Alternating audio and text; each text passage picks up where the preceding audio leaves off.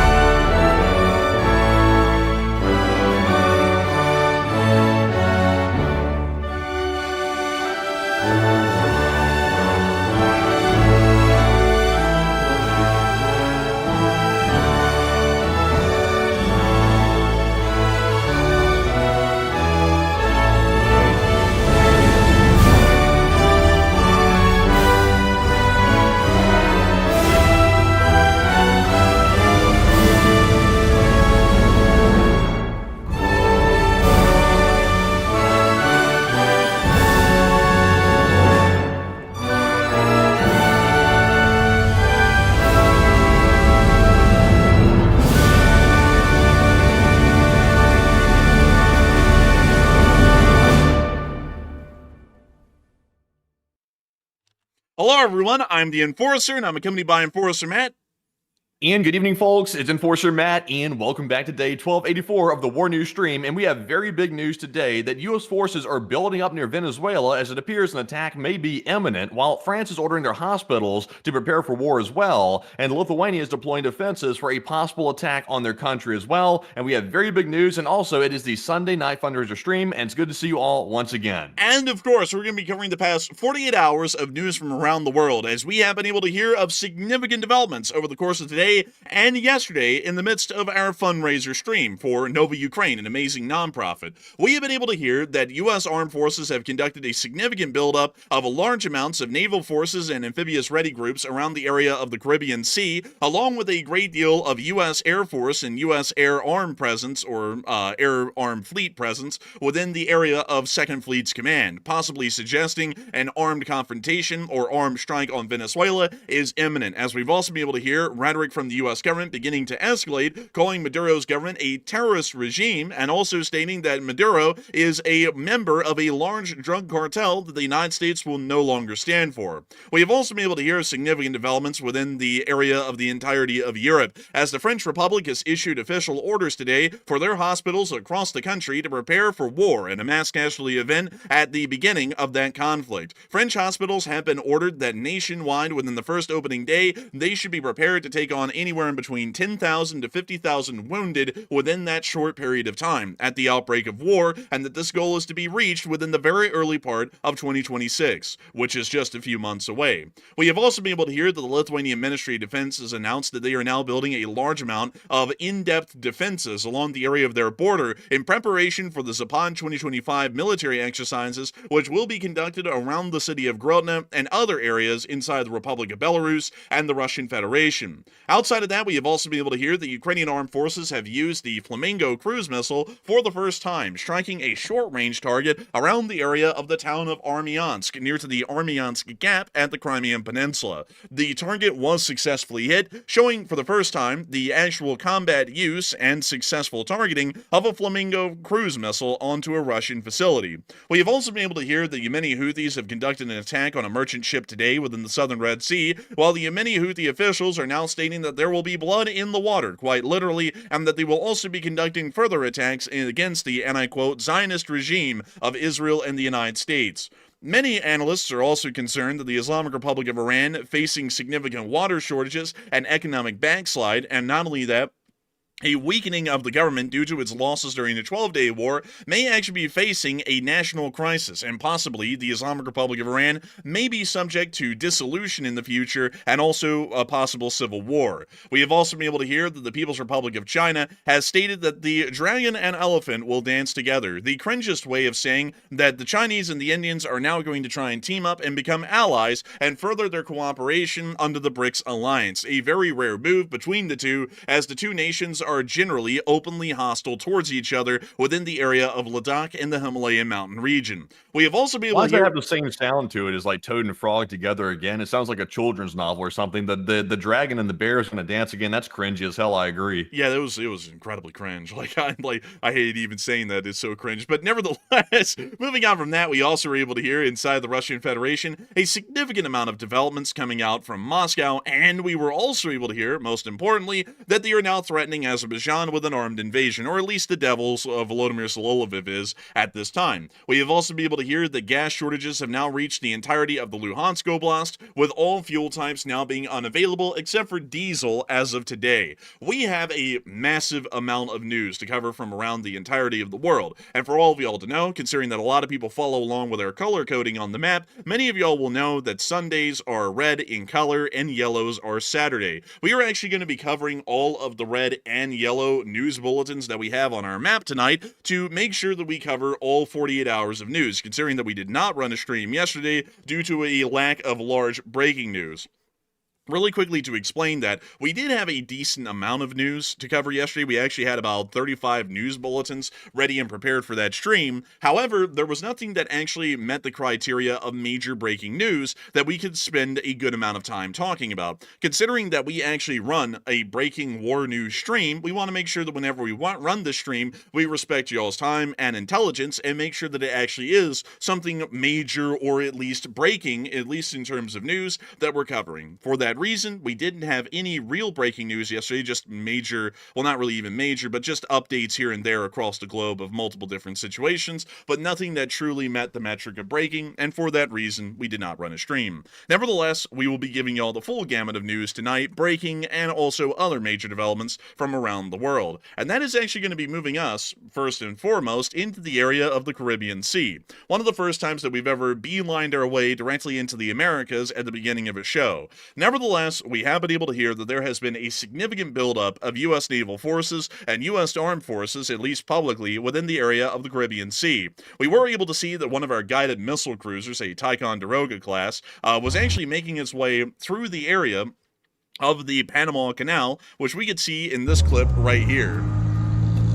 And we're going to be muting that because it sounds like it has copyrighted audio. But we Is that the ship? Is that the ship that's revving up like that? I think that was the music, actually. I was about to say, that thing sounds like a two-stroke motorcycle or something. I was about to say, they've really changed those up.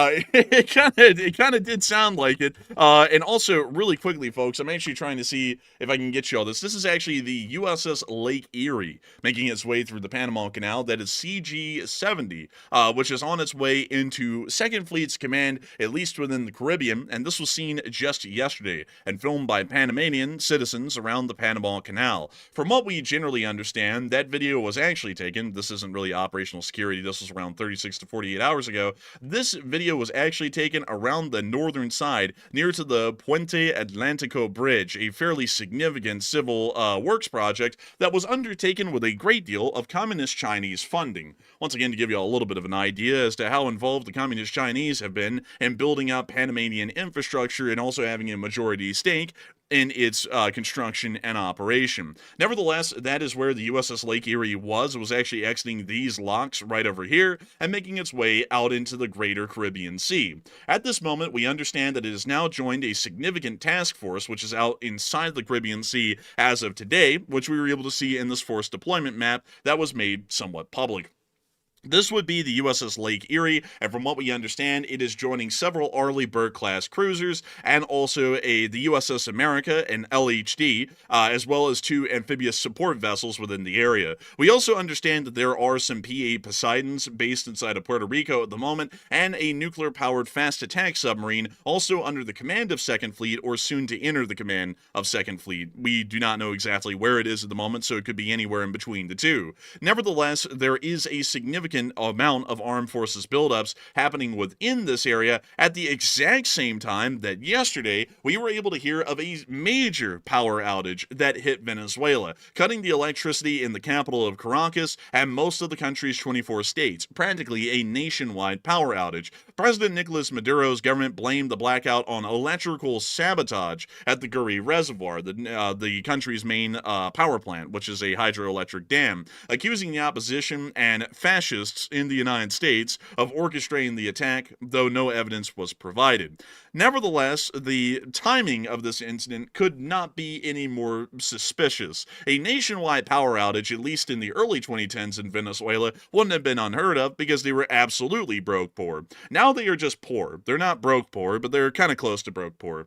This means that this sort of a power outage, especially nationwide, is a fairly interesting sort of development, also considering that a large amount of naval forces are now beginning to build up around the area and are preparing to conduct what appears to be future military action, at least airstrikes at a minimum, against the Venezuelan government. There are a lot of reasons to believe that such an action would be taken by the U.S. government and U.S. authorities at this time. For one, we have been able to see that the Venezuelan government has been positioned in foreign policy as an absolute hostile power. We have stated that Nicolas Maduro's government, as far as the Department of State is concerned, as an illegitimate terrorist regime controlling Venezuela. We have also delegitimized the last election, which was conducted in Venezuela last year, which, if anyone paid attention, it certainly was a rigged election. We covered it, and it was definitely rigged.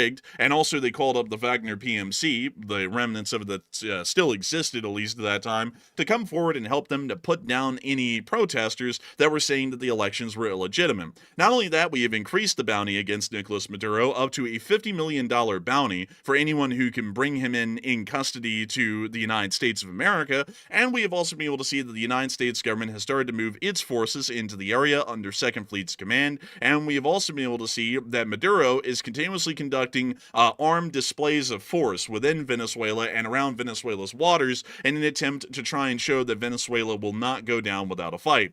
All things considered, it does appear that the United States is conducting an incredibly strong force posture or is preparing for some sort of limited attacks or strikes against Venezuela.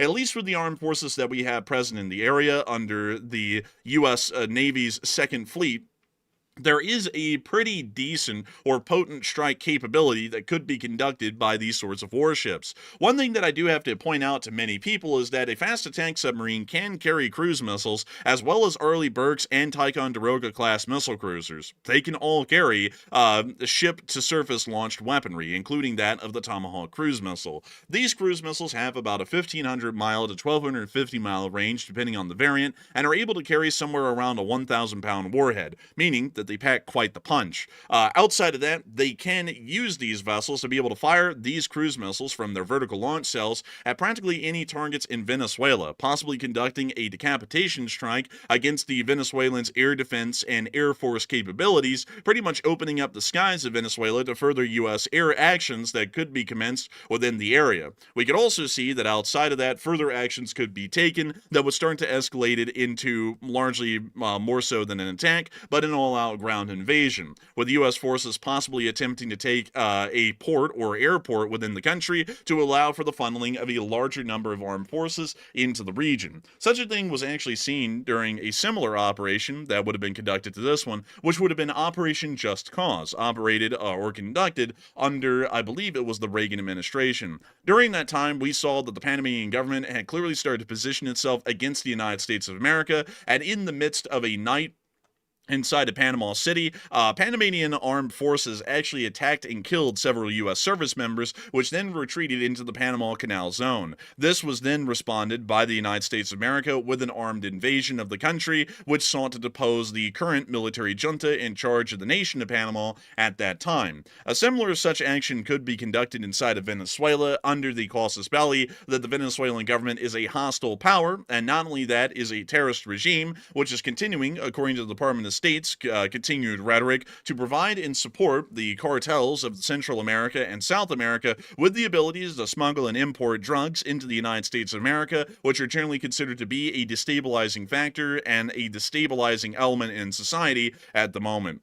It does appear that a lot of people are actually voicing their opinions right now on what the United States' real intentions within the area of the Caribbean Sea are, whether it's just a mere force posturing or a scare tactic against the Venezuelan government, or whether this is preparing for an actual sort of a air campaign or missile attack against the country, or possibly even an armed invasion of the country. But Matthew, what are people thinking of this right now, and what are you thinking of it as well? All right, so undoubtedly, this is a major force deployment by the U.S. military, and a lot of naval ships are now off the coast of Venezuela. It's got Maduro extremely shaken and very scared. So the question is, what is going to happen? Because surely the U.S. wouldn't deploy all these forces and then do nothing. It wouldn't seem to be that would be the case, in my opinion. So about 41% said the U.S. is just force posturing or trying to scare the Venezuelans into compliance, while 27% said the U.S. is preparing a missile attack, and 24% said the U.S. is preparing for an invasion. Now, right now, I believe the number is about 4,500 Marines. That's generally what the force deployment is in this area. And at 4,500 Marines, that is not enough to invade Venezuela. Even though Venezuela is generally not considered a well-armed country when it comes to their military, that's still not enough. So I would say what we're doing here is we are definitely posturing, without a doubt. That is definitely the case. But I think they're preparing for an upcoming missile attack on Venezuela. Most likely what they'll try to do is they'll probably try to hit air defenses or take out strategic targets in the initial strikes, and then they might launch a limited ground incursion with these Marines to either go in and take out the Venezuelan government leaders or to take over strategic ports around the coast. That is the possibility that I think we can prepare for right now. So I'm with the 27%. I doubt an invasion is coming. I think it's going to be a missile attack and a limited ground incursion. That's my assumption. But Enforcer, what say you? I would have to say that at the moment, I believe that it's most likely a preparation for a possible missile attack against Venezuela. So I'd actually have to be with the 27%. But I'd also like to explain really quickly that really the truth of the matter is that all three of the options that we have tonight in the poll, rather than being unsure and undecided, are all correct answers. Being unsure and undecided, as far as an answer, isn't really a yes or a no. It's just really putting in an input. Nevertheless, it does appear that there are multiple different avenues that we could go off of at the moment to explain the actions that the United States of America is taking right now in Venezuela. First off, the United States could be conducting a force posture, or what we would call, or what the Chinese would more so call, a low-level coercion effort. This means that we're leveraging our military forces within the area to intimidate the Venezuelans. But the issue with that, however, and I would have to say that this is kind of my problem with that, is that if we intimidate the Venezuelans, to what aim and what are we hoping to achieve by this intimidation? If we're intimidating them, we're most likely trying to make them agree to do something. But what are we trying to make them to agree to? We don't really know, and there hasn't been any demands by the Department of State that Venezuela needs to do A, B, and C and will back off. It's simply been that Venezuela's government under Maduro is a terrorist regime, and there's absolutely nothing that's been publicly presented so far that would give Maduro a way out of the continued escalation by the United States, generally making me believe that it's not a force posturing. This is a preparation for future action against the illegitimate state of Venezuela, at least under the Maduro government. This moves us on into the second option, which is a preparation for a missile attack. The United States Navy is probably the best way to conduct a missile attack against Venezuela. We could use air power to conduct a missile attack against Venezuela, but we do have to remember, folks, that the Venezuelans' ground air defense forces and air force seem to be incredibly limited in their radar coverage of the country, and for this reason, while they would be able to conduct air defense of the country against an incoming air attack, it would be a lot harder for them to be able to detect cruise missiles that have been launched in their country and are flying into key targets. This is something that the United States Navy would excel in amazingly. To really quickly show y'all this, let me show y'all an Arleigh Burke, since these are the most numerous destroyer in the area, and their vertical launch cell system. Or let me try and get a picture that'll show that off to y'all. Right up here, where my mouse cursor is, this is a fairly small picture, but right up here, where my mouse cursor is, and right down here behind the 127mm main gun at the bow of the ship, are what's called vertical launch cells. These vertical launch cells are pretty much a box of a sort, a large box, and these boxes are split up into even smaller boxes. Each one of those smaller boxes within the box holds a missile, and you can load whatever the hell you want into those boxes. You could load anti-aircraft missiles, cruise missiles, anti-ship missiles, quite literally anything. Anything that is a missile can fit into a vertical launch system, or a vertical launch cell, which are the little boxes that make up the larger box of the vertical launch system. These ships could be carrying, at this moment, dozens of cruise missiles that could be fired at targets inside of Venezuela, such as their air defense systems and their airfields that house their aircraft. If the United States conducted a decapitation attack against Venezuela's air defense capabilities, including their air force and air-ground defense forces, they could leave Venezuela open to any kind of attacks in the future that the United States would decide on. Or they could put Venezuela in such a terrible position, at least due to the loss of their air force and air defense forces on the ground, that the Venezuelan government would be forced to pretty much accept whatever the United States was offering them or face absolute destruction. That could then open up the path to the third option, which seems to be the least likely according to most folks at the moment, which is an armed invasion of the country of Venezuela by the United States of America. At this moment, if we were to go with the attack philosophy of launching a large cruise missile barrage against key Venezuelan air defense targets, which would open them up to further air attacks due to us pretty much achieving air superiority due to that opening attack, we could conduct an armed invasion quite easily with a great deal of air cover.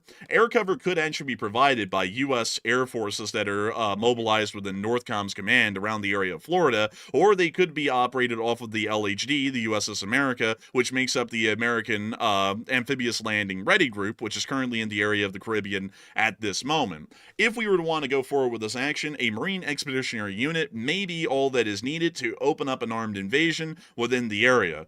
Around the area of northern Venezuela is actually a significant mountain range that divides the inner heart of the country from its coastline. Here, there are two major ports, Puerto Cabello and also Catiela Mar. Both of these actually have airfields within them that could be taken by a Marine amphibious landing group and held for more U.S. C-17s or C-5 Galaxies that are a part of the U.S. Air Force's Airlift Command to be able to come in and drop off a large amount of U.S. Armed Forces or U.S. equipment to further grow out that beachhead and then expand it deeper into the entirety of this coastline. Once there, it would be fairly difficult, especially considering that the Venezuelans wouldn't have any sort of air power to project or air defense, for them to actually be able to try and swat away that Marine Expeditionary Unit that would be landing on their coast or the growing amount of U.S. Armed Forces within this area. Considering that they would be right across the mountain from Caracas, that would probably be enough pressure at that point to see that the Maduro government would abdicate or most likely surrender the country unconditionally.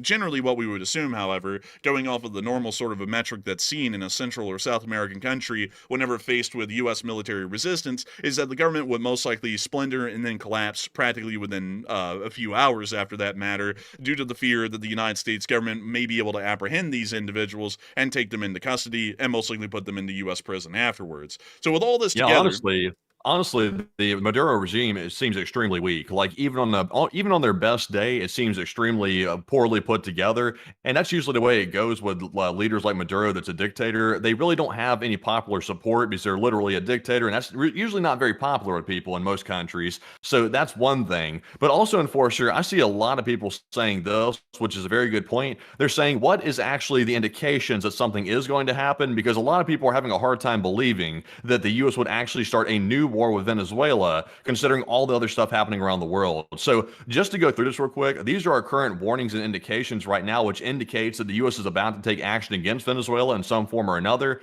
Of course, we did see that blackout, which the Maduro regime is alleging is a U.S. cyber attack to take down the entire infrastructure of the electrical grid inside of Venezuela. That's number one. Also, we're seeing airlines canceling flights to Venezuela as well. That's another bad indication that something's coming.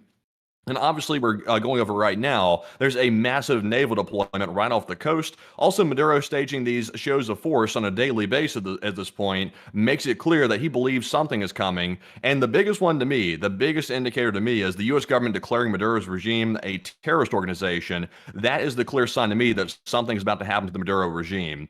And you can't forget as well that Venezuela is very oil rich. So that's a good secondary reason for the U.S. to want to do something to Venezuela. So I think overall, like this seems extremely likely that something's about to happen. I still don't believe it's going to be an invasion. I really don't think it will be. 4,500 Marines, they're very capable, but that's simply not enough to take the country. So I would say we're looking at probably a missile attack or something to that degree. But I would say, though, Maduro's in deep trouble. If the U.S. can try to get to Maduro and take him into custody, I believe they will. And if they can't get to him, I think they're going to try to take him out.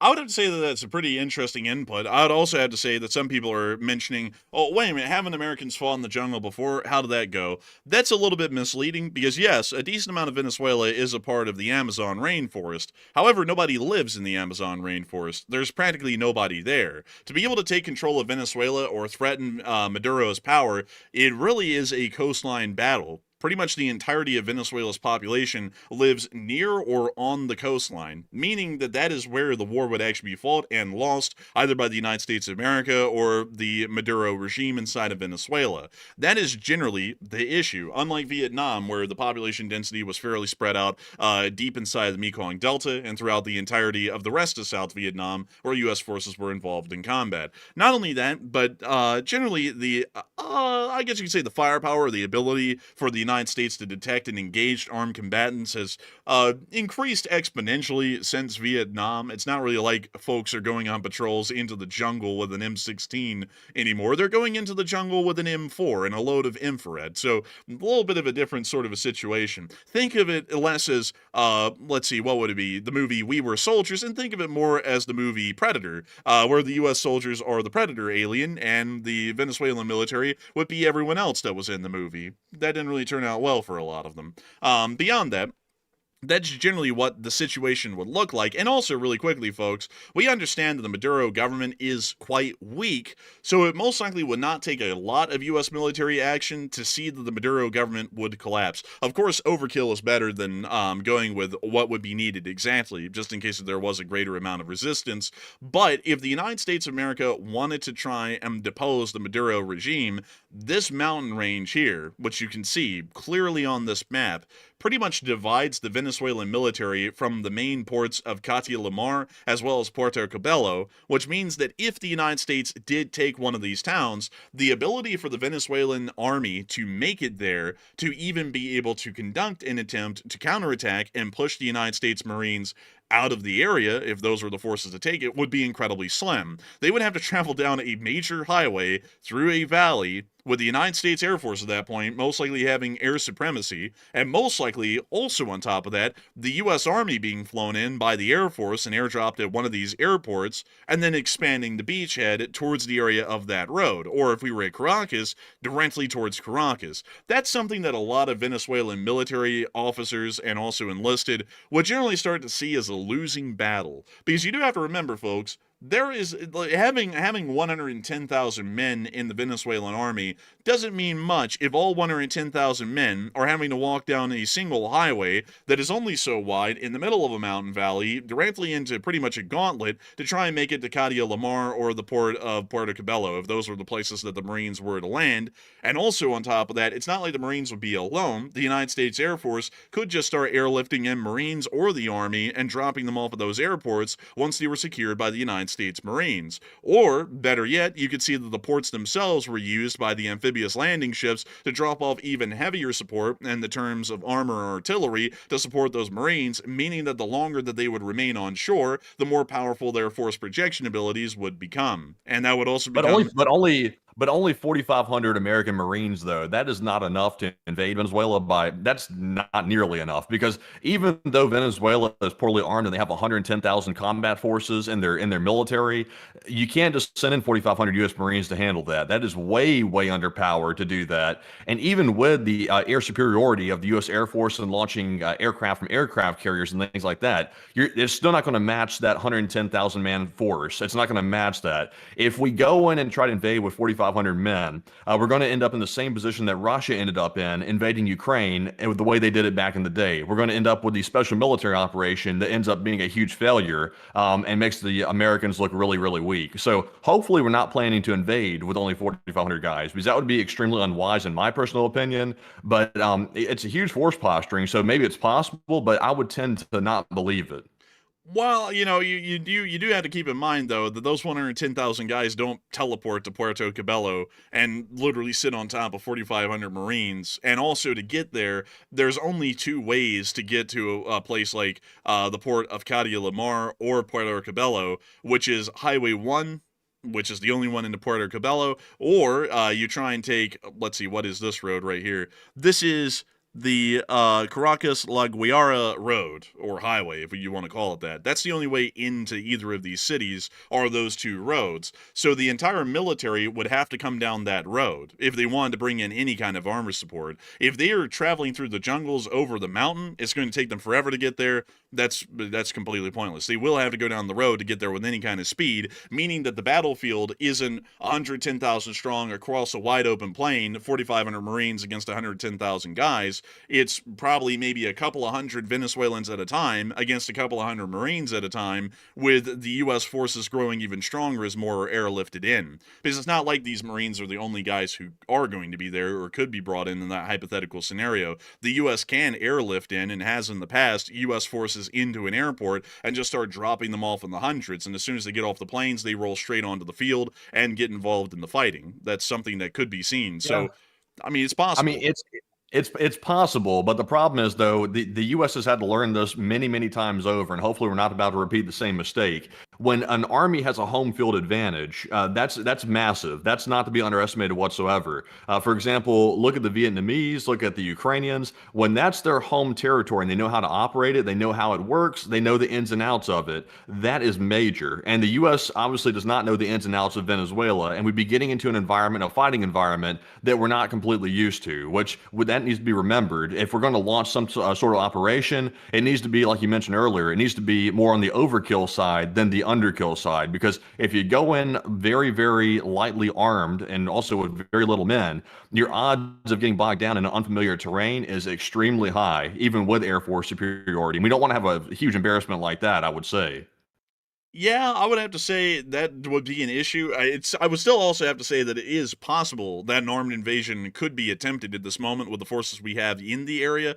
But at the same time, it would be just in my opinion, it would be just the right amount to start an airlift, which, if we're going off the Russian example at Hostomel, having just the right amount, quote unquote, in parentheses, to be able to conduct a airlift into that airport isn't really the greatest idea. Generally, you want to have some kind of available overkill, like, for example, a second Marine Expeditionary Unit present in that amphibious landing, just to make sure that there is an insane amount of overkill, even if you want to conduct an airlift. But then again, folks, I also have to say, this isn't World War II. You don't have to conduct a D-Day style landing at Normandy Beach dropping everyone off on a landing craft. You can just take over an airport and fly them in. And that's really the way D-Day would be conducted if it was conducted in the modern day. The airport of today is the beach of World War II for the larger part. But nevertheless, Oh, and also, real quick, I just want to mention this, by the way. I see a lot of people mentioning this, and I think it might have gotten political, but here's the truth, folks. I see a lot of people saying the U.S. president does not have the legal ability or the legal right to take military action against Venezuela. That is actually not true. The U.S. has been starting wars for ages without congressional approval. The president does have the ability to deploy troops and also take limited military action, and he could simply call it that. He could say, we're going to take limited military action against the Venezuelan government in the interest of national security, and that would be totally legal. Many presidents have done that in the past. It's not anything new. We've been doing that for a very long time. Me personally, I don't agree with it. I think it should go through Congress, but it's nothing new, though, and he would be pretty much following precedent at this point if he did that. So there is a limit, though. He has to seek congressional approval if it goes for longer than, I think it's like 90 days or something like that. He has to go to Congress and ask to build prolong the war, essentially, to keep fighting. So he can do it. Is it advisable or wise? I would personally say no. I would say no for every past war that we started without seeking Congress's approval. I would say it wasn't wise, but it is what it is. And I would have to agree, it really is what it is. Technically, he does have the ability, because there's been no official declaration of war by any president since World War II. Korea, Vietnam, in Operation Just Cause, the Gulf War, the invasion of Iraq and Afghanistan, there was no official congressional declaration of war in any of those instances. And going off of that precedent, it is entirely within the realm of actions of the President of the United States to be able to conduct an armed operation like this and then seek support from the Congress at a later date. That's generally how it's been conducted for the past 80 years, and that's most likely how it's going to be conducted now. Nevertheless, we are hearing, however, some further developments from inside of the United States of America directly, generally on the foreign policy situation around the entirety of the world, which I'm going to be just knocking out in like a bullet point format. We were able to hear that the United States of America is going to be providing $330 million in additional Patriot missiles for the state of Ukraine, along with $179 million in satellite communication services, basically satellite photography, and also other related equipment at around $150 million. So it does appear that there will be a large amount of support for the state of Ukraine coming here in the future, at least in the to the tune of nearly $1 billion. We also were able to hear that it appears that the president is now considering stepping back from negotiating an end to the Ukraine war, and also stated later that both sides are just going to have to keep fighting. And a direct quote, maybe they have to fight a little longer, just keep fighting stupidly, keep fighting.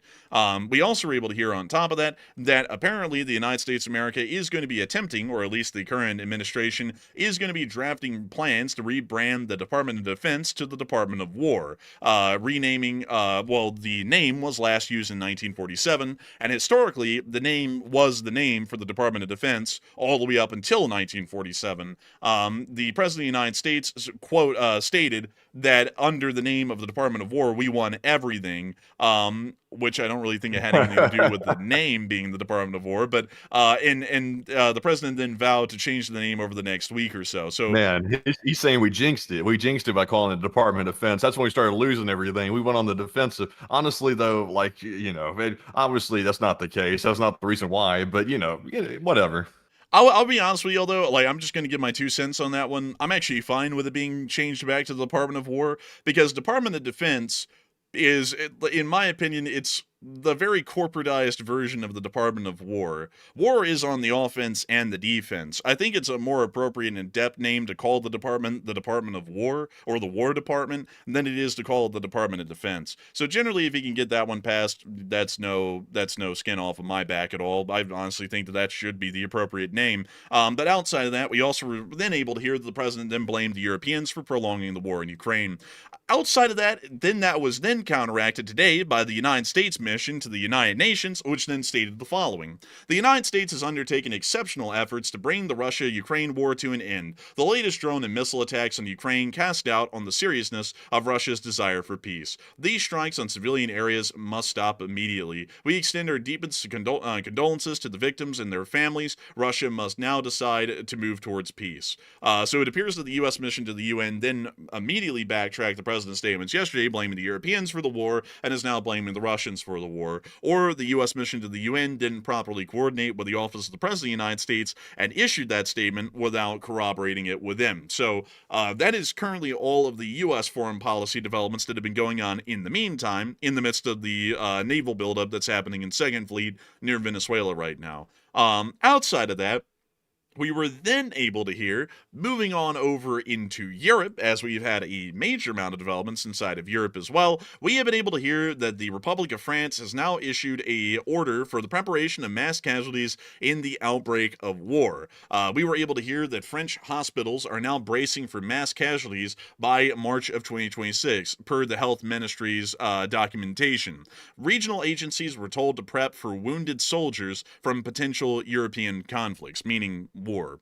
Hospitals could expect 10,000 to 50,000 casualties, wounded, over 10 to 180 days. Plans involve creating medical hubs near ports and airports for patient evacuations. So it appears that at this moment, the French government, at least according to the French health ministry, has started preparations for mass casualties in the outbreak of an armed conflict inside of Eastern Europe. This was then followed on by the Lithuanian Ministry of Defense, further stating that they were now conducting armed preparations around the area of the Lithuanian border. A direct statement from the Lithuanian Armed Forces Twitter read, "This week, Lithuanian engineers placed dragon's teeth at unused border checkpoints with Belarus and Russia. Together with other national institutions, we will continue assessing key border areas where mobility will also be restricted in the future." So we have been able to hear that not only are they setting up preparations and in-depth defense networks on their national borders, but they're also going to be creating military districts out of these areas where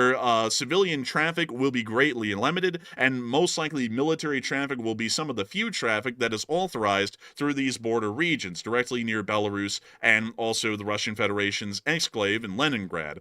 Lithuania is in a strategically important position. It is the only country in the entirety of the European Union that by treaty has to allow the Russian military to pass through if they denote the cargo being carried by the Russian army to be that of humanitarian aid.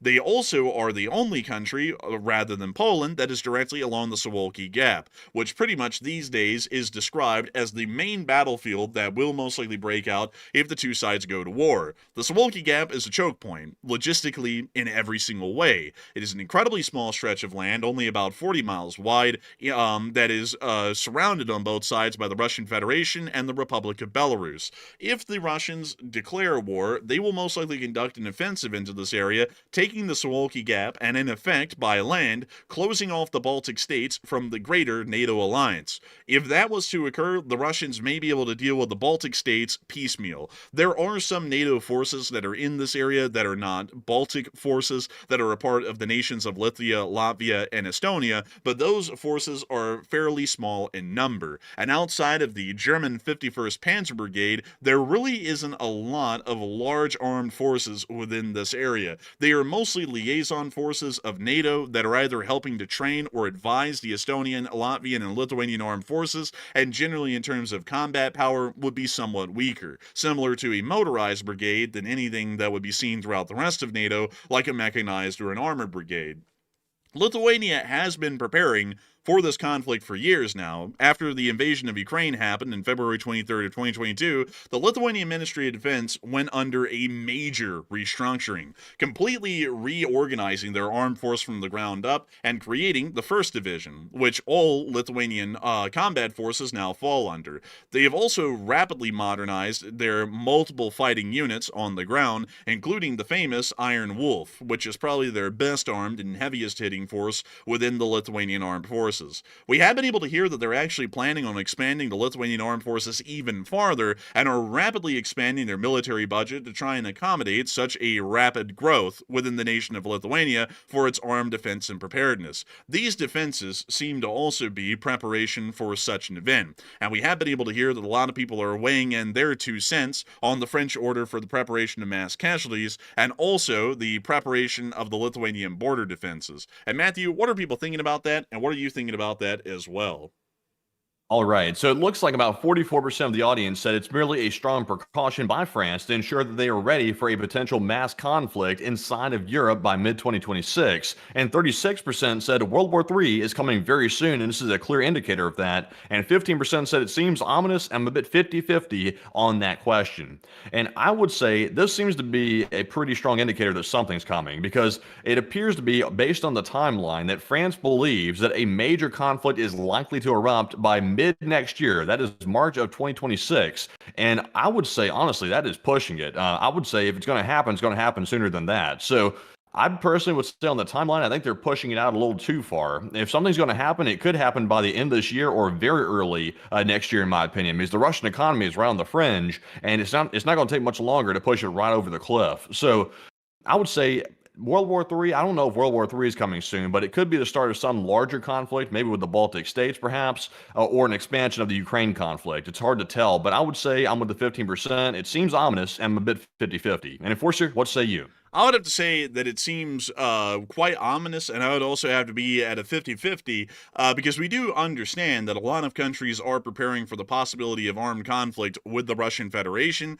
and that apparently a large amount of European countries have gathered intelligence that states that an armed conflict is most likely coming around the corner. We do have to understand, folks, that from a strategic perspective, the Russian Federation is on the ropes for the larger part. Economically, they're collapsing. Militarily, there's not really a lot left. And on top of that, the Russian Federation's governmental situation is becoming further and further destabilized with the military and the economy going into this collapse. With that in mind, their options are starting to run out. They either have to do something extreme to try and see that Russia comes out of this okay, or they are going to be destroyed either way if they end up losing in either option. So, at least the best way I could say it, this is pretty much the Russians, well, at least what Europe is expecting the Russians to do. The Russians are expecting, the Europeans are expecting the Russians to go all in and pretty much go big or go home because they're going to end up collapsing either way. And as far as Putin's government seems to be concerned, if Putin's government collapses, Russia may as well be destroyed anyways. Much like Hitler had the idea of scorched earth, where if the Germans were ever retreating, they'd just destroy everything inside of Germany itself to make sure that there was nothing usable for the enemy. That seems to be the similar philosophy that Putin's taking. So, in Putin's mind, or Putin's governmental system, if the Putin government's going to collapse, it doesn't matter if Russia was destroyed either way. So they might as well go big and start a war with NATO and see if that'll be able to at least force the West into some sort of concessions to Russia, or otherwise they're going to get destroyed either way, no matter how this goes. So It's just that Putin's building such a strong alliance with all of his allies right now, at least his temporary allies like China, India, also Iran as well, and North Korea. They're building such a strong alliance over there. They have a lot of unity together with one another. Even though they hate each other, they're able to put that aside and create unity amongst this Axis powers. So I would say the odds of Putin's economy totally collapsing as that alliance grows stronger is starting to go down a little bit, which is why the U.S. should jump on that immediately and put the sanctions on Russia right now before they can strengthen that alliance and China is convinced to basically prop up the entire Russian economy. Because if that takes place, then it doesn't matter what type of secondary sanctions are put on Putin. It's going to be too late at that point, and Russia's going to be able to stay afloat long enough to try to keep harassing and also invading Ukraine even further. So I would say it's prudent to do it now because the clock is certainly ticking down, and the West is acting like it's just something that we can put off forever, which we can't. And one day we'll probably look back and believe, well, we should have acted much quicker because it led to something worse. But I'm not sure if they're going to answer that call before it gets too late. I'm not really sure either, but it is something that is quite concerning at this point, and we'll have to generally see how it ends up going. But that's generally the reason why, folks, we see that the French and the Lithuanians are conducting this sort of action, and really what leaves Matthew and me at the 50-50 is, are they right?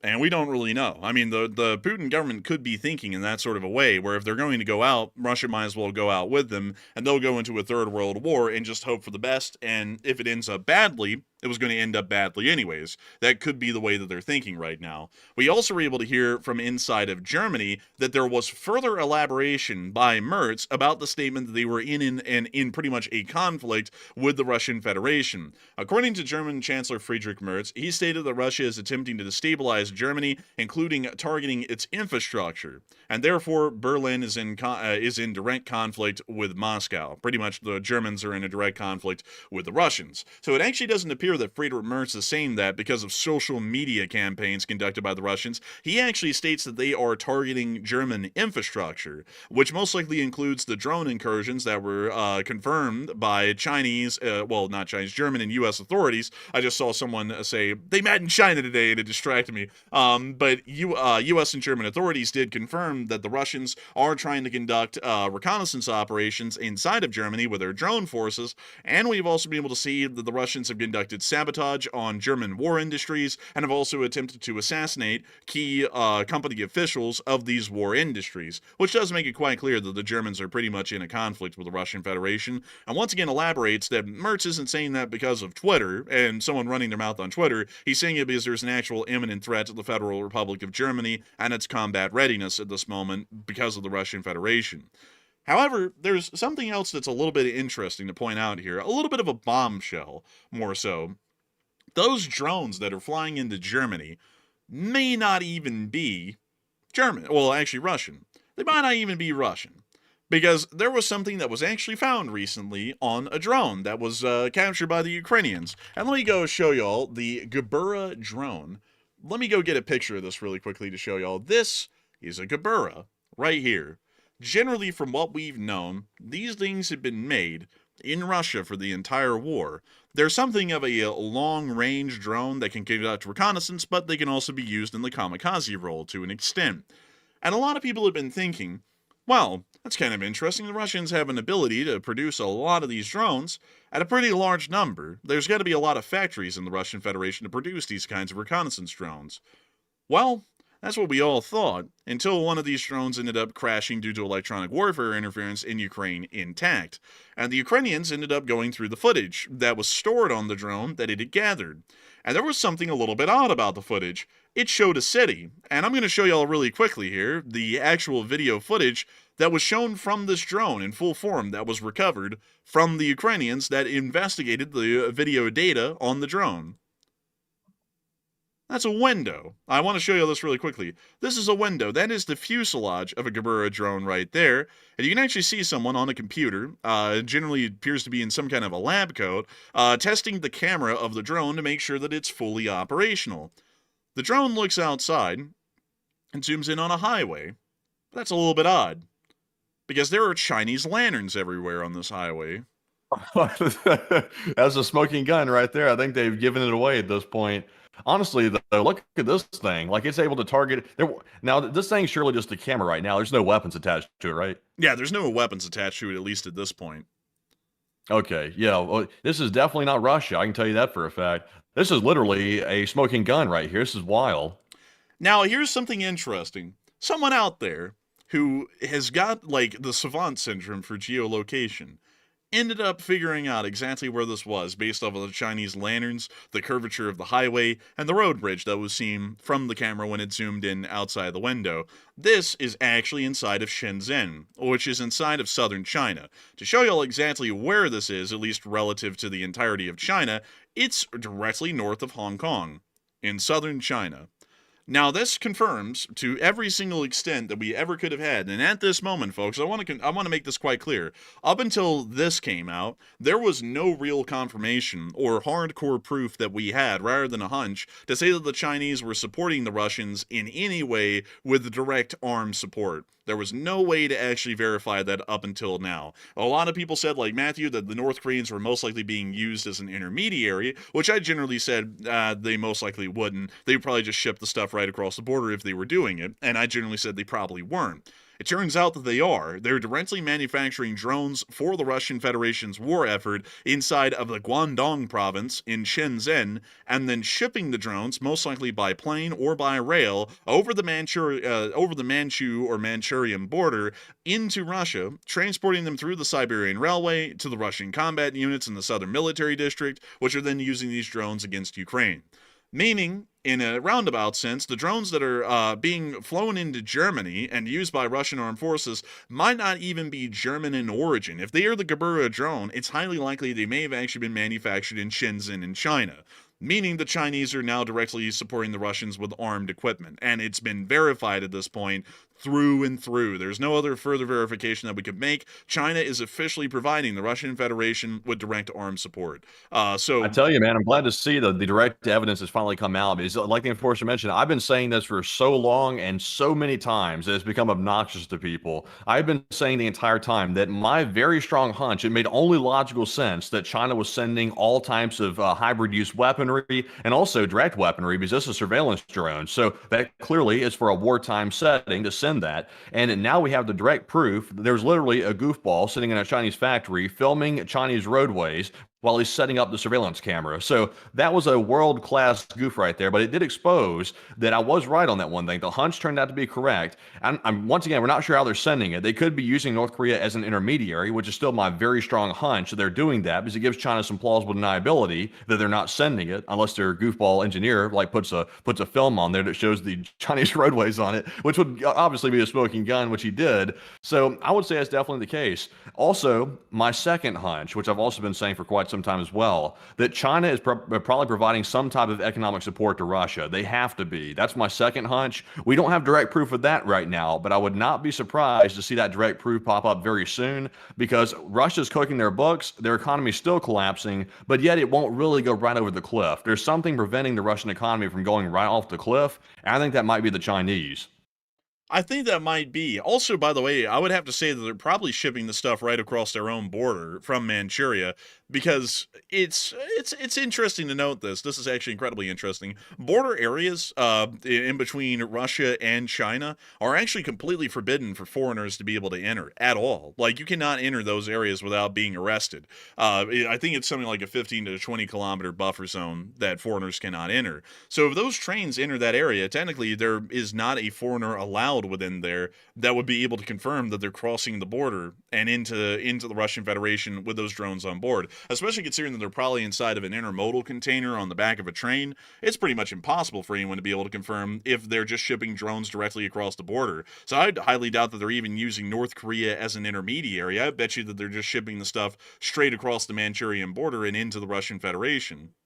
But the one thing though that doesn't make sense is, in my opinion, North Korea, with it being so poor and also just such, it's honestly their economy's in the gutter. It doesn't take a genius to see that. North Korea is outputting such massive quantities of weapons. It makes zero sense. Like I know there can be some logic behind it, like oh they've got this material, that material. They are outputting weapons like they're some type of regional superpower or something. Like it's really insane. I think the only logical explanation for that is that China is providing at least raw components or raw parts of some sort or raw materials to North Korea and using North Korea as the manufacturing point. And also they will send on the back end some more weaponry that's already produced through North Korea, like they're selling it to them for defense. And then they send that right over to Russia. It's a perfect setup for China to basically supply the entire Russian war effort without having a direct link back to them, or at least initially it won't be a direct link back. Eventually we'll figure it out like we have now.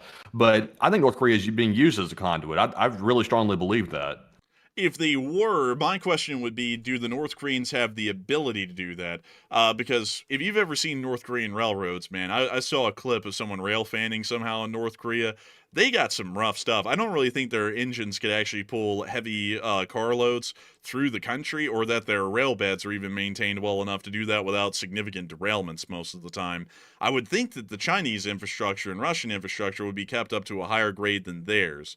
So maybe it is being done that way, and maybe the Chinese have created some sort of a mutual agreement with the North Koreans that they can operate trains through their territory to reach, let's see, what is it called? The point of friendship, I believe is what it's called right here. The point of friendship bridge right here. Maybe they have an agreement for that, or maybe they're just using the faster and easily accessible Manchurian border railroad crossings, which would allow them to tap directly into the Trans-Siberian Railway and then send us pretty much on the Russian rail highway all the way into Western Russia immediately.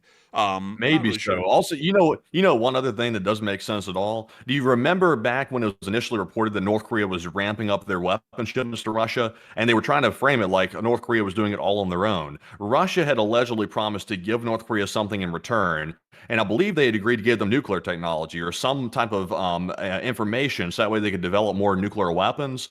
So far, we have heard no intelligence that Russia has handed over anything to North Korea on that front. And I would believe that is likely the case because Russia knows that China is the one giving North Korea the weapons to then send to Russia. And that's probably why Russia haven't followed through with their bargain, is because North Korea is not the one manufacturing the weapons, or at least providing them in the main way, I guess you could say, of actually getting the materials. It's coming from China. That's why they're not doing it.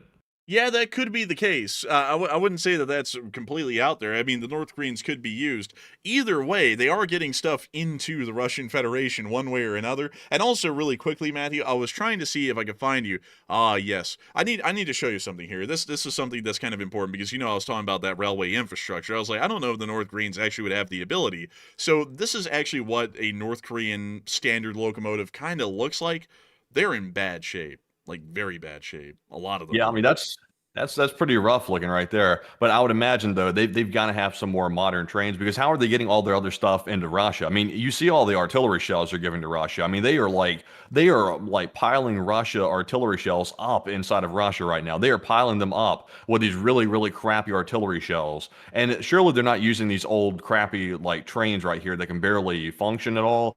They can't be using just those on it. It's impossible. Well, generally, what we know is that they're loading up the ammunition at Chongjin inside of the port of Chongjin around here. That's actually where the destroyer ripped its hull apart, getting launched right here. But generally, they're loading up the ships at Chongjin, and then they sell them to Vladivostok, unload the munitions, and then load it onto a train, and then send it that way. So the North Korean railroads, from what we know, might be heavily active, but only as far as Chongjin. From what we've been able to hear, it doesn't really seem that a lot of intelligence officials believe that the railway bridge is being used a great deal, at least for the arms shipments. It appears that the port of Chongjin and Vladivostok are the general corridor for the arms supplies, at least from what was said about 8 months ago. Couldn't Russia just send their own trains down there to go get it? Like they could just send their own trains to come down there and pick up the weapons and not use North Korea's trains at all, couldn't they?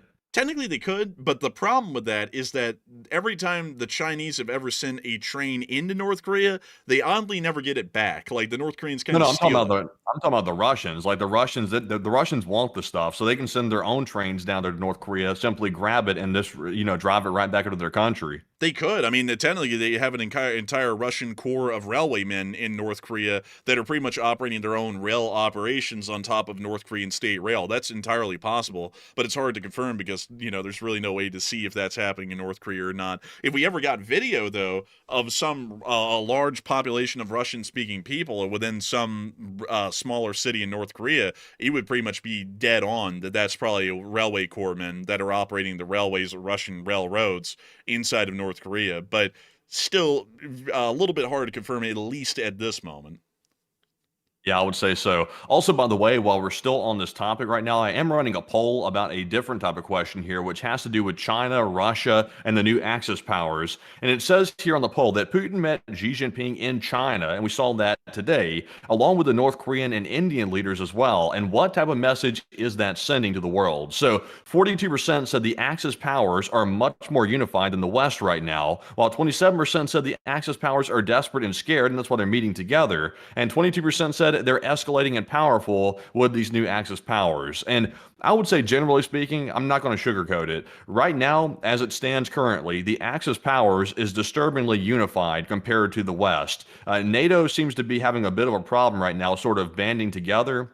Mainly because we can't even get on the same page whether or not we actually support democracy, which is Ukraine or not. We can't really figure that out. And I don't really know why we can't figure that out because while our enemies are coordinating with each other and planning to take over Europe potentially and also launch invasions on the Baltics and still continuing the invasion of Ukraine, NATO is still confused about whether or not we want to support our allies. So we need to get our act together. That's the bottom line here. We're seeing France tell their hospitals to get ready for a major conflict by mid next year. We need to get our act together quick because the other side has their act together. And it's pitiful because the other side is not exactly what you'd call powerful. But together, though, they are powerful, which is dangerous. So hopefully NATO gets its act together. But Enforcer, what say you? I would have to say that I would agree with the 42% as well. The Axis powers do appear alarmingly more unified, at least publicly at the moment, as we are seeing that Xi Jinping, as well as Modi, Putin, and Kim Jong-un, are pretty much putting aside any of their differences,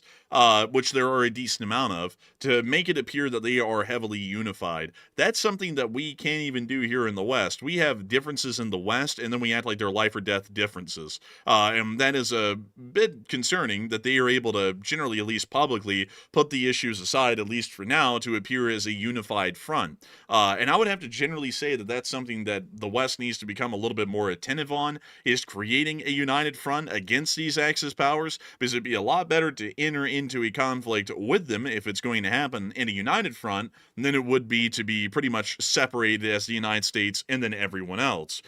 So hopefully that will be the case, because that is incredibly concerning to note. And right now, pretty much all of those leaders, Kim Jong-un, Modi, Putin, and Xi Jinping, are currently all inside of Beijing, awaiting the upcoming military parade, which will be happening inside of the capital city of Beijing.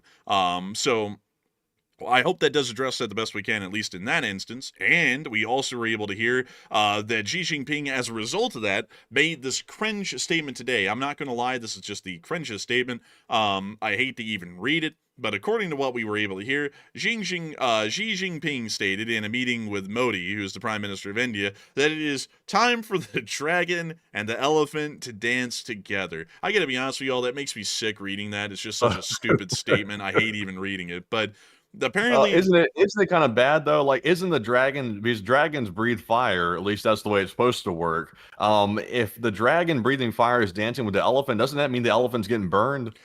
Yeah, they're just charbroiling it like on a slow burning pyre, like it's kind of to an extent, which is what China would really like to do to the Indians. But beyond that, I would have to say a very cringe statement. I gotta be honest with y'all, I just can't get over it. That was the stupidest damn statement I've ever heard from anyone. Like, beats out everyone for the past 3.5 years. That was the cringiest way of saying we're going to improve Chinese-Indian relations or Sino-Indian relations, was that. Like, honestly, I just lost all respect for Xi Jinping, if I ever even had any, which I had none. The guy's stupid, he's an idiot, and also on top of that, he has this very stupid way of speaking. That's the dumbest thing I've ever heard. But beyond that, it does appear that they are going to be reconciling their differences. Because if y'all been paying attention a lot to Sino-Indian relations, they have this tradition that I like to call the beatdown fest that they do up near Ladakh in the Himalayas, which is where they go, hey, that lake is mine. And then the Chinese go, you go! And then they bring out a whole bunch of guys on both sides who have like pole arms and sticks, and they beat each other to death.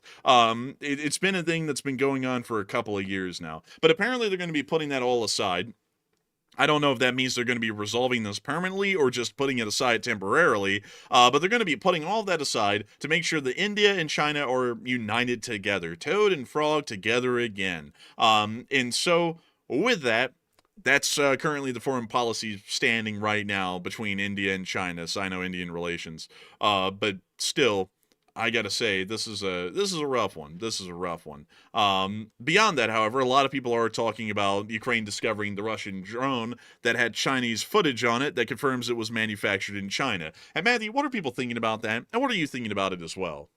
All right, so real quick poll on this right here. Of course, we did see that some goof inside of China apparently recorded the streets of China and then sent the drone over to Russia. So what should happen now that there's direct proof that China is involved in the war? So 64% said China should be sanctioned, while 18% said nothing can be done, and 13% said China should be threatened.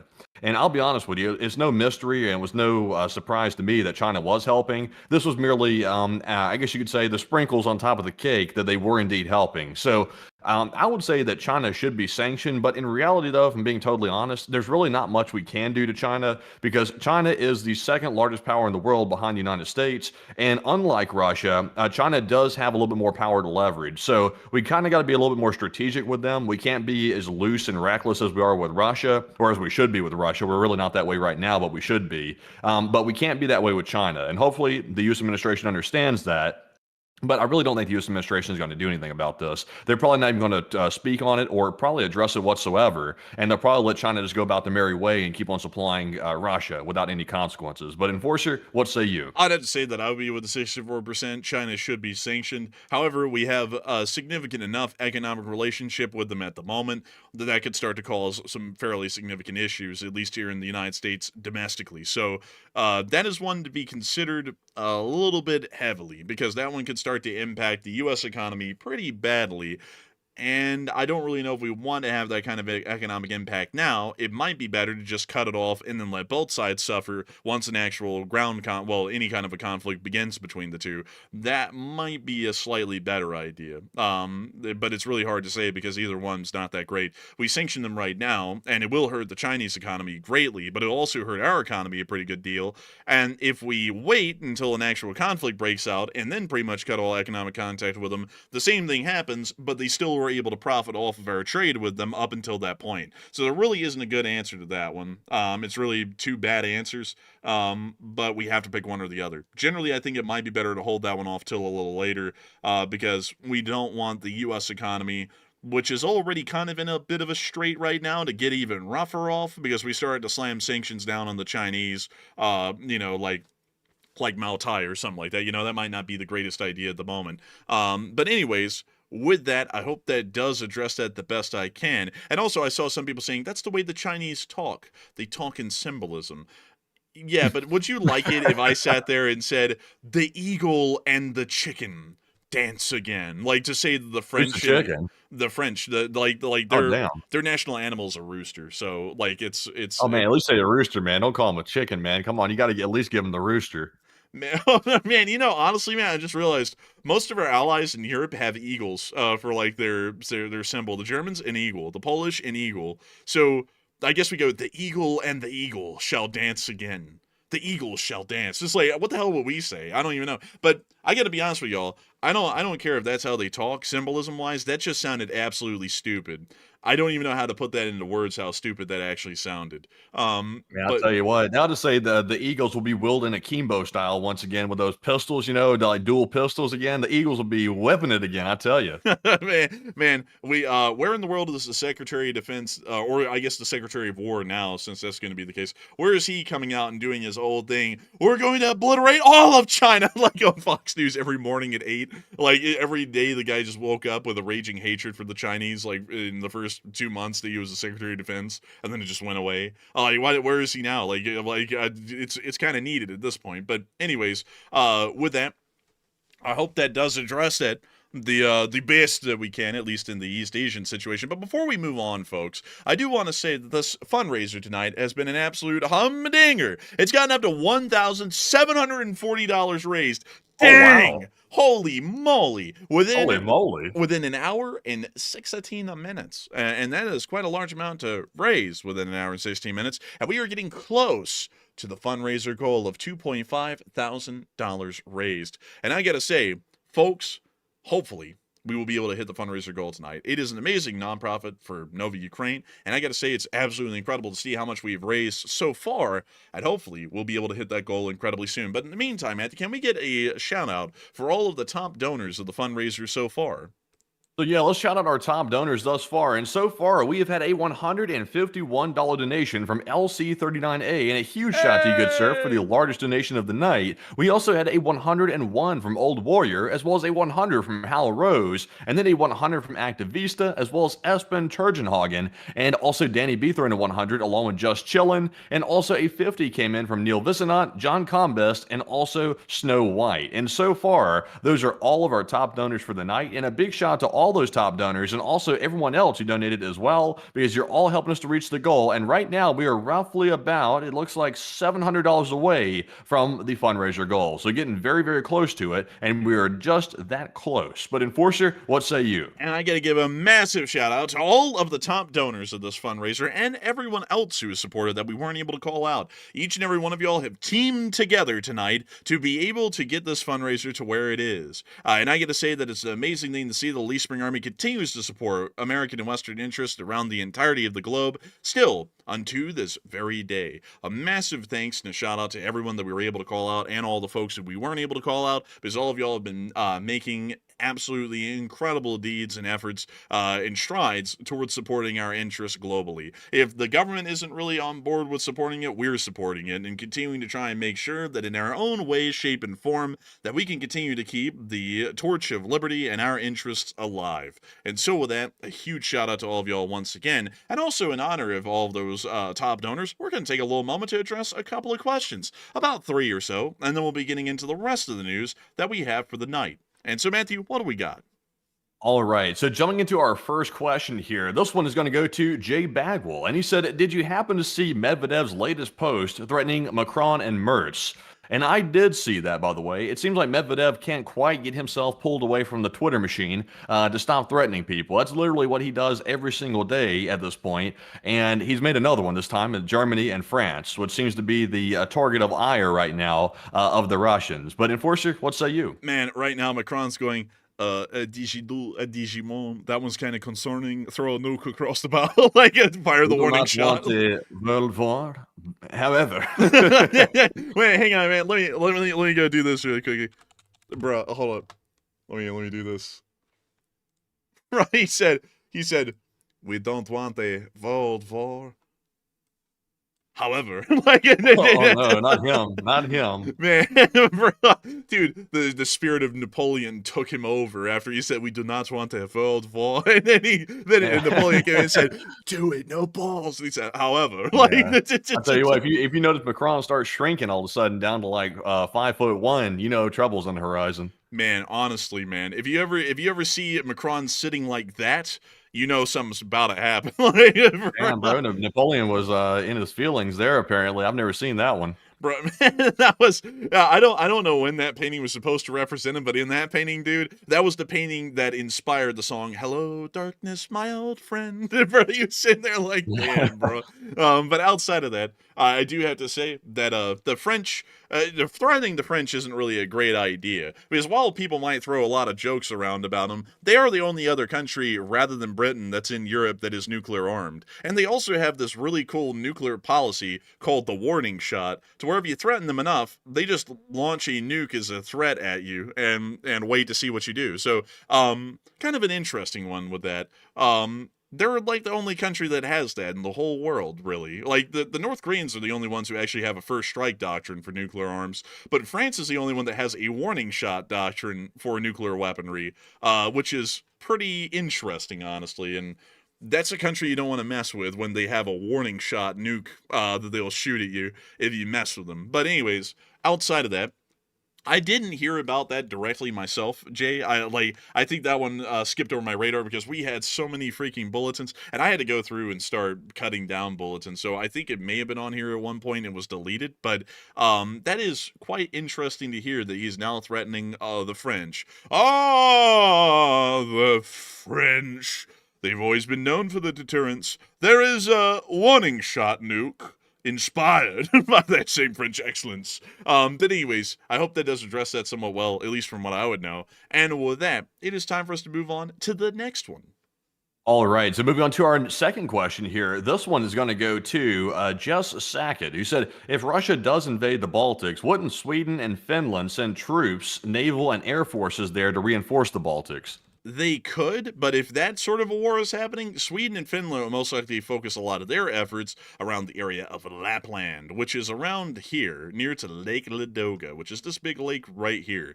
They would most likely be focusing their efforts within this area, because the Russians might also be conducting a simultaneous offensive into the Finnish heartland, which is here in the south. So that could be something that would stop the Swedes from really responding. It generally, and also, by the way, Finland and Sweden's military aren't really that big. Like I'll show you all this really quickly. Finland armed forces. Let me go get their army. Because every single NATO force out there has an armed structure map because they're all organized similarly. So let me see if I can find y'all. Theirs. So this is the whole Finnish military. It's made up of 5 brigades, full-time brigades.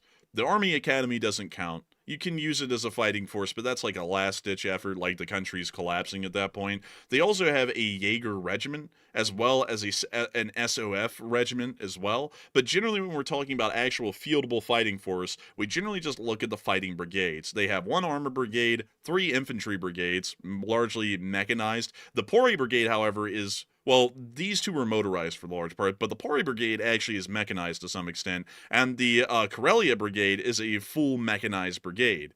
So, in terms of fighting power, it's about as powerful, crazily enough, as Lithuania, just a little bit more powerful than them. As far as Sweden is concerned, let me go...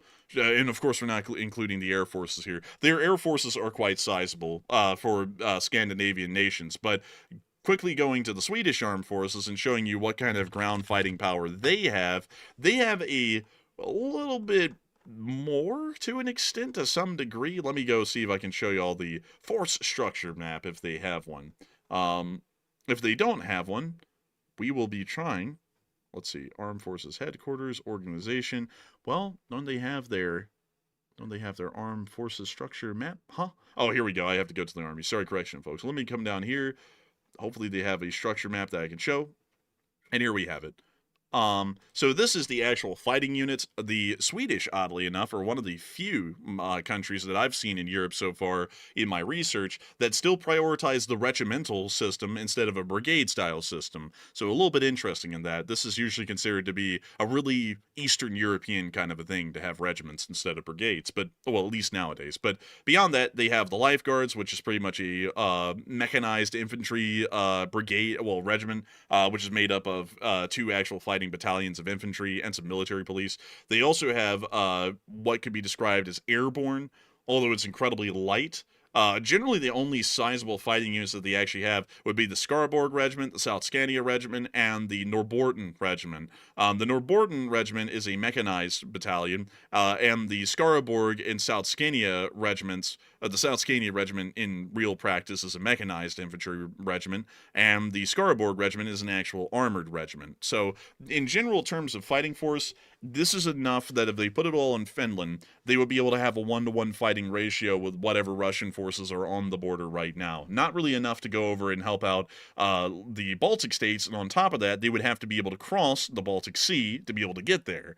So that then also becomes an issue itself, because they really don't have a lot of amphibious capabilities or airlift capabilities to be able to do that, meaning that they'd mostly be fighting in their own theater inside of Finland. So I hope that addresses that the best I can, at least from what I could say off the top of my head. But also, by the way, I have to say this. I have a lot of respect for the Swedish Armed Forces. Their entire military is made in-house, and to say that in a more direct way, they make all of their own weapons, and they're incredibly good. The Swedish military is a really cool one for that purpose. The Finns buy all their stuff from everyone else, like a good amount of people do in Europe. But beyond that, their military is also a fairly decent one, and Sweden's is as well. But in terms of actual fighting power, they most likely be fighting in a Finnish theater, not the Baltic theater. So it would be up to the larger military powers like Poland, Britain, France, Germany, and the United States to take their main efforts and try and relieve the sieging of the Baltics that would be going on at that moment. So with that, I hope that does address that well. Also, really quickly, I have to address this because a lot of people keep on bringing this up about Finland. Finland has reservists. Everyone says it. I gotta break it to y'all. Reservists don't count for much, especially if they're not mobilized. I know a lot of people don't like to hear that because a lot of people like to hear something that sounds great, like, Finland could swat Putin down like with a fly swatter or something, but the reality is that reservists don't really count for much, especially at the outbreak of a war in the first opening days or weeks. You have to mobilize them, and that takes time. That's not something that's done literally at a split second. If a Russian tank crosses the Finnish border, these reservists don't just appear literally within the minute. It takes a couple of days to get them together. All of their weapons have to be issued. They all have to be organized into companies, and then those companies have to be formed into battalions, and those battalions have to be formed into regiments or brigades, and that takes a lot of effort. You have to get command staff for that. You have to do all that sort of stuff. And then you also have to get the weapons for them. And considering that the Finnish and the Swedes do have weapons in storage, but not enough to equip 500,000 men in Finland, that pretty much means that those reservists exist on paper only. They don't exist in real-life practice. It's fairly similar to that of the Latvian National Guard, which also, while existing on paper, wouldn't really be an effective fighting force. It would be dismounted foot infantry. The best way to describe them would be armed citizenry that, mobility-wise, are practically fixed in place because there's really nothing to carry them around the country in. And in terms of equipment, they have nothing rarer than rifles, most likely, and maybe some smaller shoulder-fired anti-tank weapon systems, like an RPG, a Carl Gustaf, or something along those lines. That's not an effective fighting force. A fighting force in the modern day, with how modern wars work, has to be a permanent standing professional armed force. Reservists just don't really count for anything. If you think the reservists count for something, look at how the Russian Rosguardia and any Russian conscripts have performed inside of Ukraine. They performed perform wildly poorly because they don't have any equipment, they hardly have any training, they were raised practically overnight with very little experience, very incompetent command, and then they're sent out to go fight. It doesn't end up working in Although practice. Although these other countries, though, the countries that are Western, they've trained their troops, even in the reserves, to a much higher standard than what the Russians trained their reserve troops to. At least I would personally argue they've trained them extremely well. And also, if they do need weapons, of course, there is Poland right there. Poland could give them some weapons to use as well. And also, there's a lot of regional partners in the area. They could simply give Finland what they needed to fight. So I would personally say the reserves are extremely powerful. Like, obviously, it'll take a few days, if not a week or more, to get them ready to go. But Finland has a big enough active force to hold off the Russians until they could bring those reserves in, equip them with weapons from partners, and put them to use. I think they're in a much better shape than Russia was by a long shot. Yeah, not quite. I mean, and also that still takes time. Like, if a war starts, Poland has to start shipping that to them. The Baltics could be a death trap at that point. There could be Kilo-class submarines out there, so those ships could be sunk. Or if they make it through, those weapons still have to make it to those reservists. In the meantime, there's a Russian army invading the country. So it's not really like an open and shut thing, like, oh, these reservists are just going to be incredible. Like, it takes a while to raise them. Like, and also, for example, some people are saying, well, if the Russians built up along our border, we would mobilize the reservists. No, because as far as that works in foreign policy, or as far as that works historically, whenever anyone did that, they instigated a war. Because when they do that, if the Russians weren't planning on going to war, now they're going, oh shit, now they're mobilizing reservists. They could be getting ready to invade us as a counter. So we now need to invade them. And then that could start a war. Look at Ukraine for a great example. When the Russians started building up 220,000 men in an invasion force along the entirety of their border, did they mobilize the territorial defense forces? No. They mobilized the territorial defense forces 2 days after the invasion had begun, and they started giving out weapons to folks and then trying to organize these territorial defense forces into an actual fighting force. You don't really do that in advance. That's something that happens when war breaks out. You mobilize once the war is broken out. Unless if you're preparing to start the war yourself,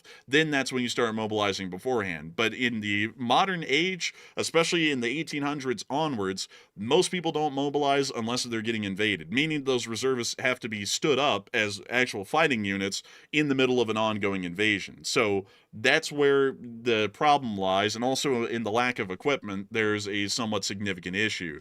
Because in the modern day, just to also add this in the modern day, if you are a motorized infantry brigade, or you're in one, you don't really count. You're like barrier defense force for the greater deal, or you hold a line that's incredibly quiet and inactive. To actually fight in a modern war, you have to have a mechanized infantry brigade. There has to be some kind of built-in armor, whether it's light or heavy, which would make it an armor brigade, to actually be able to fight. And that's something that no country in Europe, or even the United States, has the ability to just start raising hundreds of thousands of men as mechanized brigades. We don't have that many armored personnel carriers or tanks just sitting around in storage to be able to whip up that many guys and put them into the fight immediately as mechanized infantry brigades that are incredibly well trained. That sort of a thing doesn't exist. So that's generally wherein the issue lies. So they could defend themselves quite easily. I would say that the Finnish and Swedes would do incredibly well, but also saying that the Finns could just immediately turn into the fourth or fifth largest army in the world overnight and curb stomp the Russians, and that's getting into the world of fantasy on a military planning sort of a thing. But anyways, with that, I hope that does address that the best I can, at least in my opinion. But also, we are on to the last question of this segment, and then we're going to be moving on into the rest of the news. Also, in the meantime, a big shout out to some more top donors, by the way. Alex threw in a 100, and also Samuel Sizamonski threw in a 50, Hey! along with Neil Vizanot and also Bad Company as well. And they have brought us up to $2,110 raised, and we are officially just about $400 away from hitting the goal. So getting extremely close to, by the way, and I'm sure we'll hit that probably in the next 30 minutes or so, I would assume. But anyways, jumping into our last question of the segment, this one goes to Mystical, who said, have you heard anything about Ukraine drones hitting one of Putin's palaces? I personally have not. We looked into it a little bit more. I still haven't heard of it. So generally, I think that information may have been falsified by whoever put it out. So with that, I hope that does address that the best we can. And also a huge shout out to all of the top donors and also all the donors in general, because we have raised $2,110 at this point, and we are getting incredibly close to the $2,500 goal. But with that, folks, it is time for us to get on into more news from around the world, and we're going to be trying to hammer through it a little bit more because the news has been so large, it's already been taking up a good bit of the time already. So, moving on from that and on into India, we have been able to hear that apparently Indian-U.S. relations soured because of the following, at least according to what some are saying. The U.S. president hinted in a telephone conversation with Indian Prime Minister Narendra Modi that India should nominate him for the Nobel Peace Prize. This angered the Indian Prime Minister and sharply worsened relations between the two nations. The New York Times writes, citing people familiar with the conversation. So, leave it for what it is. We'll leave that for what it is. Meanwhile, India's opened up their floodgates on one of their dams to the area of the Chenab River and are now creating a flood inside of Pakistan, which you can see right here. That's a lot of nasty doo-doo water right there. That is disgusting. Yeah, Willy Wonka would be proud.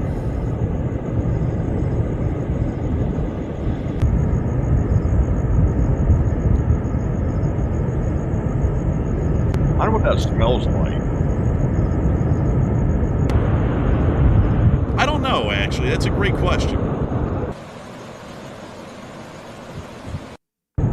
Also, by the way, big shout out to Anonymous. You just threw in a $250 donation, by the way. We are currently sitting somewhere around $2,400. We're $100 away from goal, literally right this second. Dang, I gotta say, impressive stuff. We are getting incredibly close. We are $103 away from the fundraiser goal. Getting close, and I gotta say, really impressive stuff. Moving on from that, we also were able to hear that the Houthis declared that they are going to be causing damage, as the Houthi leader Abdul Malik al-Houthi, the whole thing is named His name's al-Houthi, very classic. declared Yemen will deliver a crushing response that the Zionist criminals will regret, as he held what appeared to be some kind of a sword or a paddle. Not really sure. That looks like a paintbrush, man. Looks like you might be painting on the weekend or something. He's painting houses for we've hit the goal. We have hit the goal. We are over $2,547 raised. Oh my God. Hit the goal. Do you see this? Breaking news! Breaking news! We hit the goal! We hit the goal! Jaga, jaga, Igor. I tell you what, we smashed it. We are an hour and 35 minutes in, and it has been smashed. Harder than Chris's mom. Oh my goodness, that came out of nowhere. Like, oh my God. Oh no. Oh, holy moly. But beyond that, I got to say a massive shout out to everyone who has supported the fundraiser tonight. Y'all have done an incredible deed, and once again have reached another fundraiser goal in support of Western and American interests. So a massive thanks so much once again. I hope that does address that incredibly well. And with that, we are on to our next bit of news. Speaking of the Houthis, they actually did attack a merchant vessel today within the southern Red Sea. The Zionists will pay. And apparently it was innocent sailors that were the Zionists, and they were targeted right outside of Yanbu in Saudi Arabia. So, with that, we are going to be moving on from that little bit of news, and not really the greatest thing to hear. Makes me somewhat unhappy. But moving on from that, we were able to hear inside of Israel that apparently the former defense minister, Yoav Gallant, right here, looking very sullen, said that there will be another round with Iran. We also were then able to hear that today, as many of you all know, that activist, what is her name, man? Greta Thunberg. Greta Thunberg. She has been apprehended again by Israeli authorities, and now they are saying that Israel's national security minister is preparing plans to hold Greta Thunberg and associates in terrorist-level conditions and confiscate their ships for conversion into a maritime force for police operations. What the hell does terrorist-level conditions mean? I don't know, honestly. Like, I get the fact that some people may find that kind of stuff obnoxious, but does Israel really need to go overboard with terrorist-level conditions? Like, the way I interpret that is they're going to throw in, like, Guantanamo Bay-like style conditions. Like, surely they're not planning to go that overboard. I mean, it's just, at worst, it's obnoxious. At best, it's revolutionary, I guess you could say. Not really, honestly. But, they're going a little overboard. I'm gonna be honest with y'all. Yes, the chick is annoying. Like, I think everyone can agree.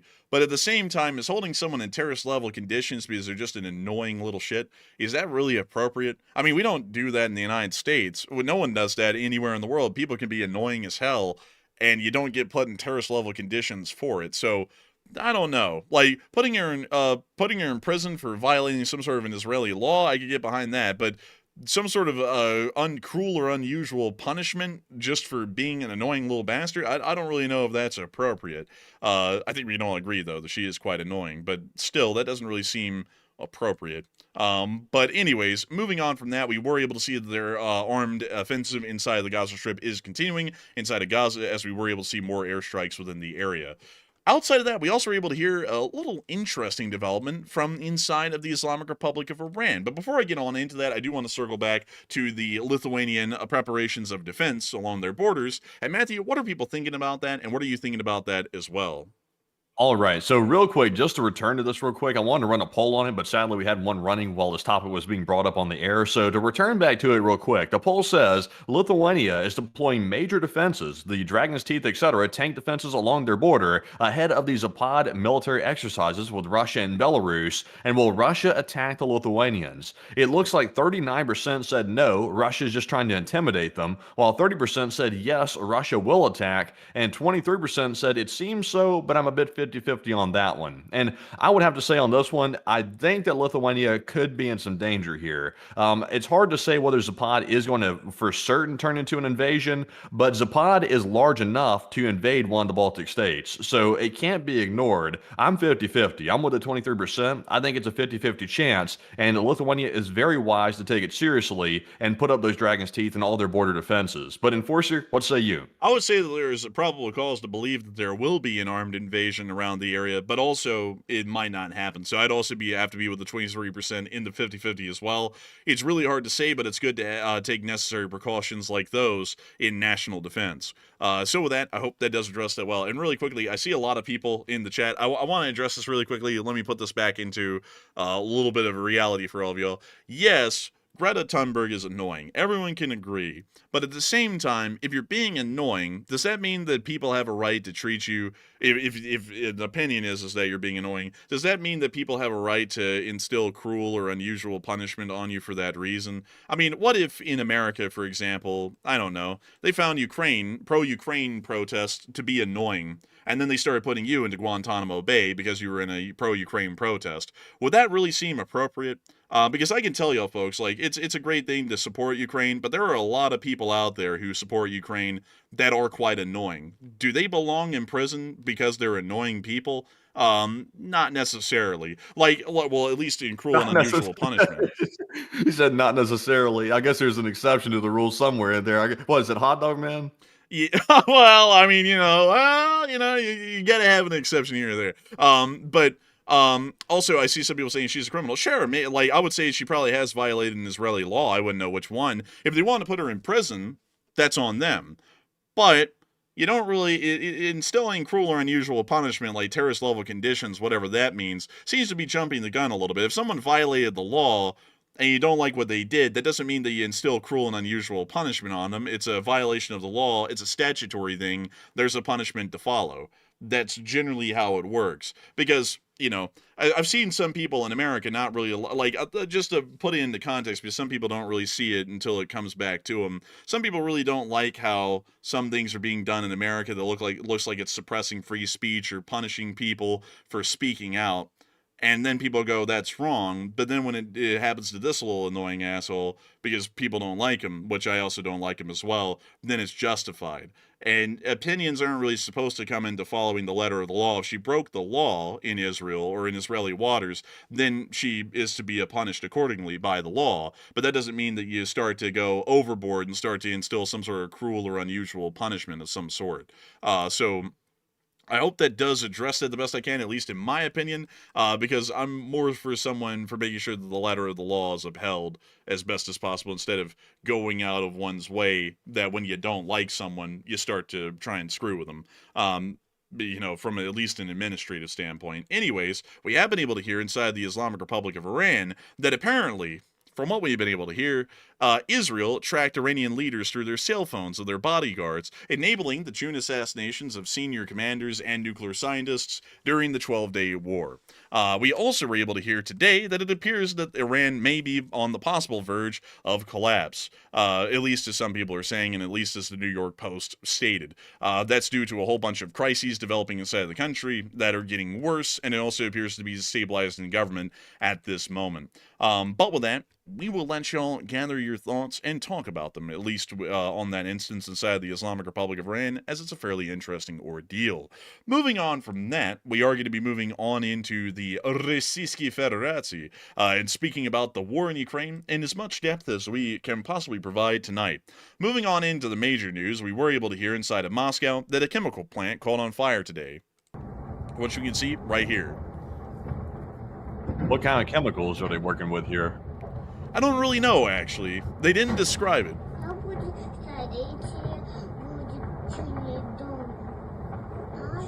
Goo Goo Gaga, go inside and close the vents. This is not good.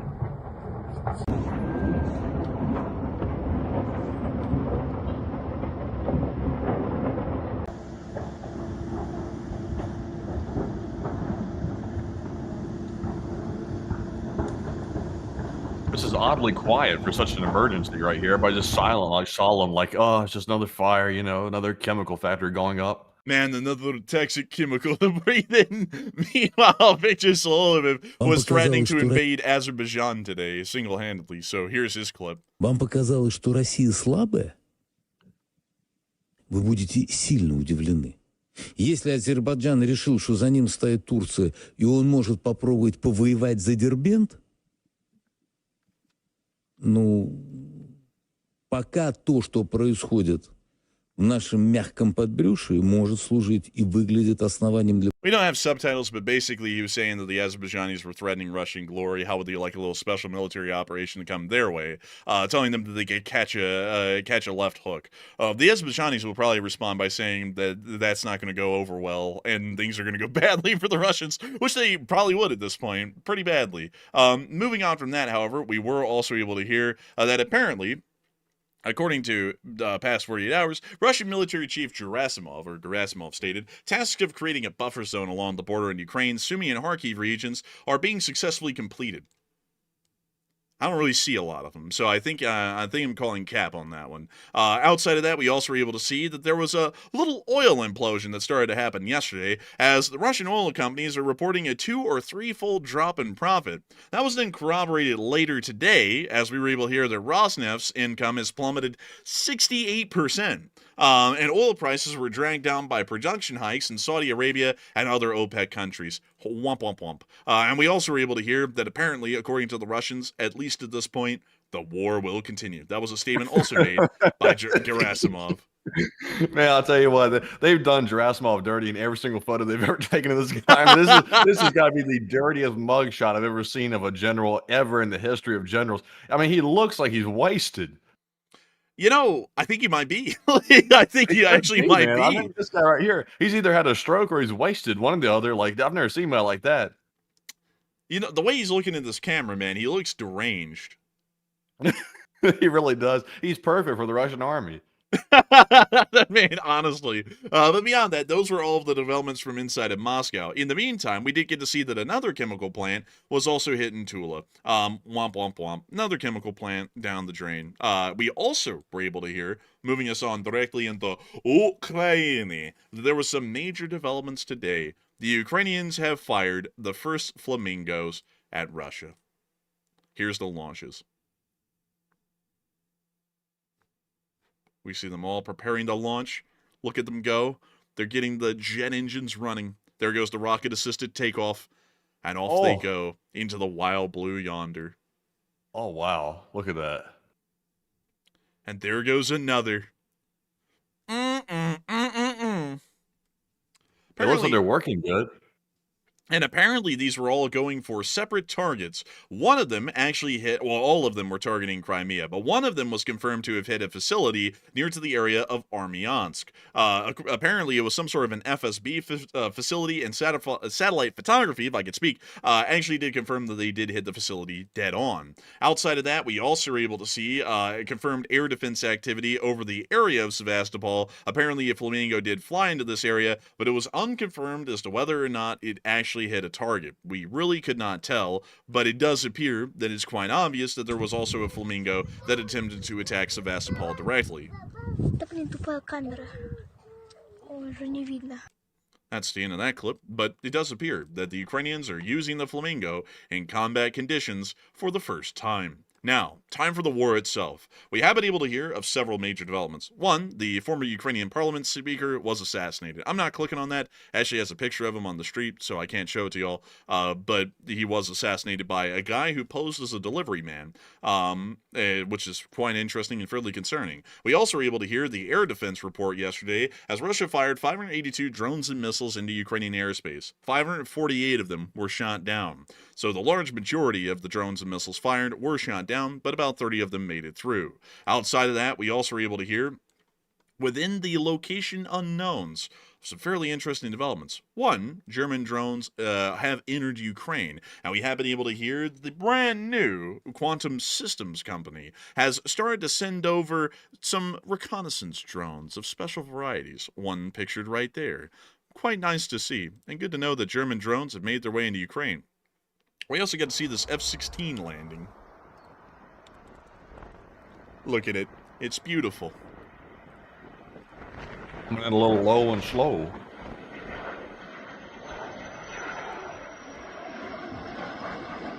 Oh, gorgeous. Moving on from that, we also got to see a Ukrainian Mirage 2000 with painted fuel tanks. I'm not gonna lie, the yellow painted fuel tanks, I'm not sure about that. I'm not sure how that really looks. It looks like a rescue plane. It looks like he's doing like a maritime search and rescue operation. We also got to see some Ukrainian Leopard 2s. Take a look at these. Very, very foliage-like, very, very sneaky-like. Very bushy. I guess you could call this thing bush. Call me judge. But anyways. That thing, the Bushmaster, because I tell you what, it's hidden. Man, that thing do be hiding. Also, we were able to see the Russian casualty report for the past 24 hours. And we were able to see that some stats on today's report and the month of August in general.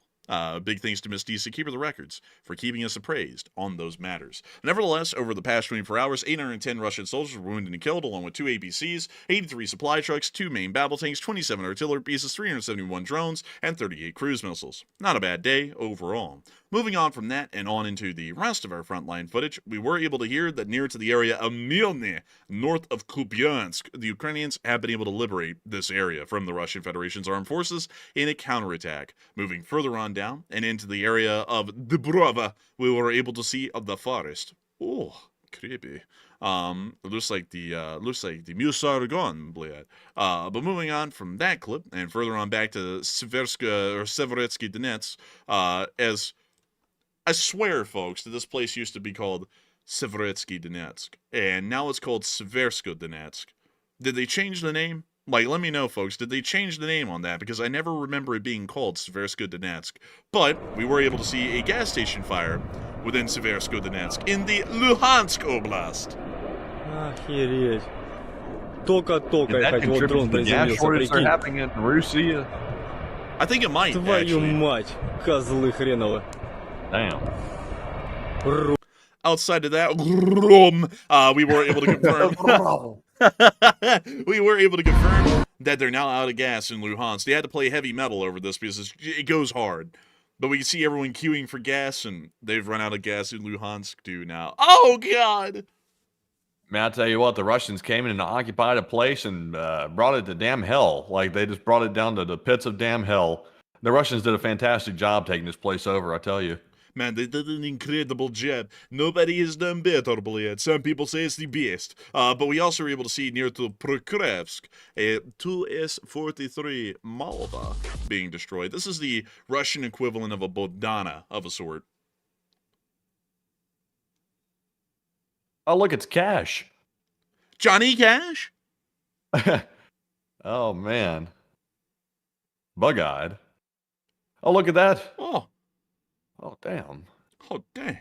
Well, see you in that clip. But moving on from that, and further on down the line and into the area of Kherson, we also were able to see Russian forces getting hit here by a Ukrainian airstrike. There goes the building. It's gone.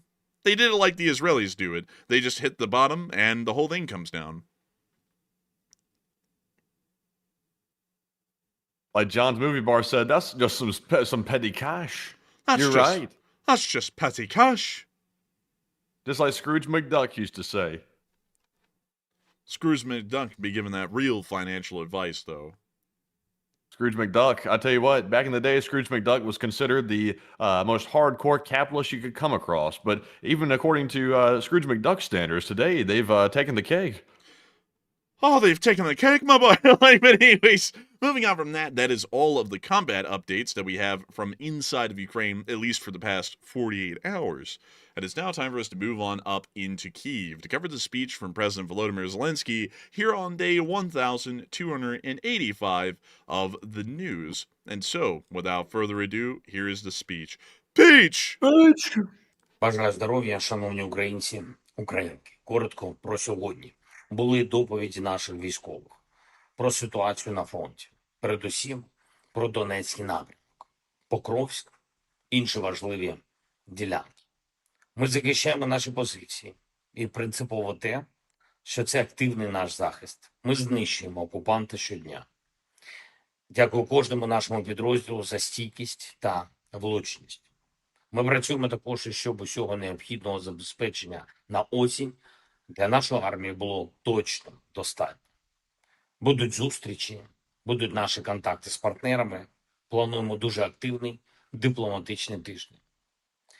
2 тижні тому у Вашингтоні прозвучало, що саме на цей час росіяни повинні бути готовими до реальних перемовин, до зустрічі на рівні лідерів. Україна, безперечно, готова до цього. Але єдине, що робить Росія, це вкладається у подальшу війну. Всі сигнали від них саме про це. Зараз під час свого візиту в Китай Путін знову буде викручуватись. Це його спорт номер 1. Всі в світі заявляли, що треба припинити вогонь. Всі наполягали, що війна має завершитись. Такою була позиція всіх Китаю. Ми говорили про це з прем'єр-міністром Індії, також з іншими лідерами, які зараз там, до речі, на саміті. Туреччина, Азербайджан, Казахстан, майже всі інші у світі теж за припинення війни. Сьогодні є принципові заяви Папи Римського. Дякуємо за це. Єдиний, хто хоче війни, це Росія. Тому будемо тиснути і надалі. Саме на Росію треба тиснути. Ми розраховуємо, що ніхто не буде толерувати затягування війни. Розраховуємо на сильну позицію Сполучених Штатів Америки, Європи, країн 20. Ця війна додає тільки дестабілізації світовим процесам. Росія повинна за це платити. Це буде. І також я хочу сьогодні подякувати партнерам, які за цей місяць стали учасниками дуже важливої програми Pearl. Спеціальної нашої програми, яка дозволяє купувати необхідну зброю для Сил оборони України, купувати в Америці. За серпень ми додали в програму Нідерланди, Норвегію, Швецію, Данію, Канаду, Бельгію, Латвію. Вже в програмі більше $2 мільярдів координація НАТО. Вдячний усім за участь, і це хороший результат серпня. Вересень теж має бути з відповідним результатом. Наша мета не менше $1 мільярда в програмі щомісячно. Це кошти, які йдуть на купівлю дуже ефективної зброї. Ракет для Петріотів, Хаймарсів, систем зброї, які потрібні для захисту наших міст. Дякую ще раз партнерам. Ще одне, звісно, протягом дня були доповіді міністра внутрішніх справ України Ігоря Клименка та керівника Служби безпеки України Василя Малюка по розслідуванню вбивства Андрія Парубія. Доповідали про хід розслідування, відпрацьовують всі обставини, задіяні всі необхідні сили. Поліція, СБУ, прокуратура працюють фактично цілодобово. Дякую всім, хто допомагає розслідуванню. Сподіваємось на результат. Слава Україні!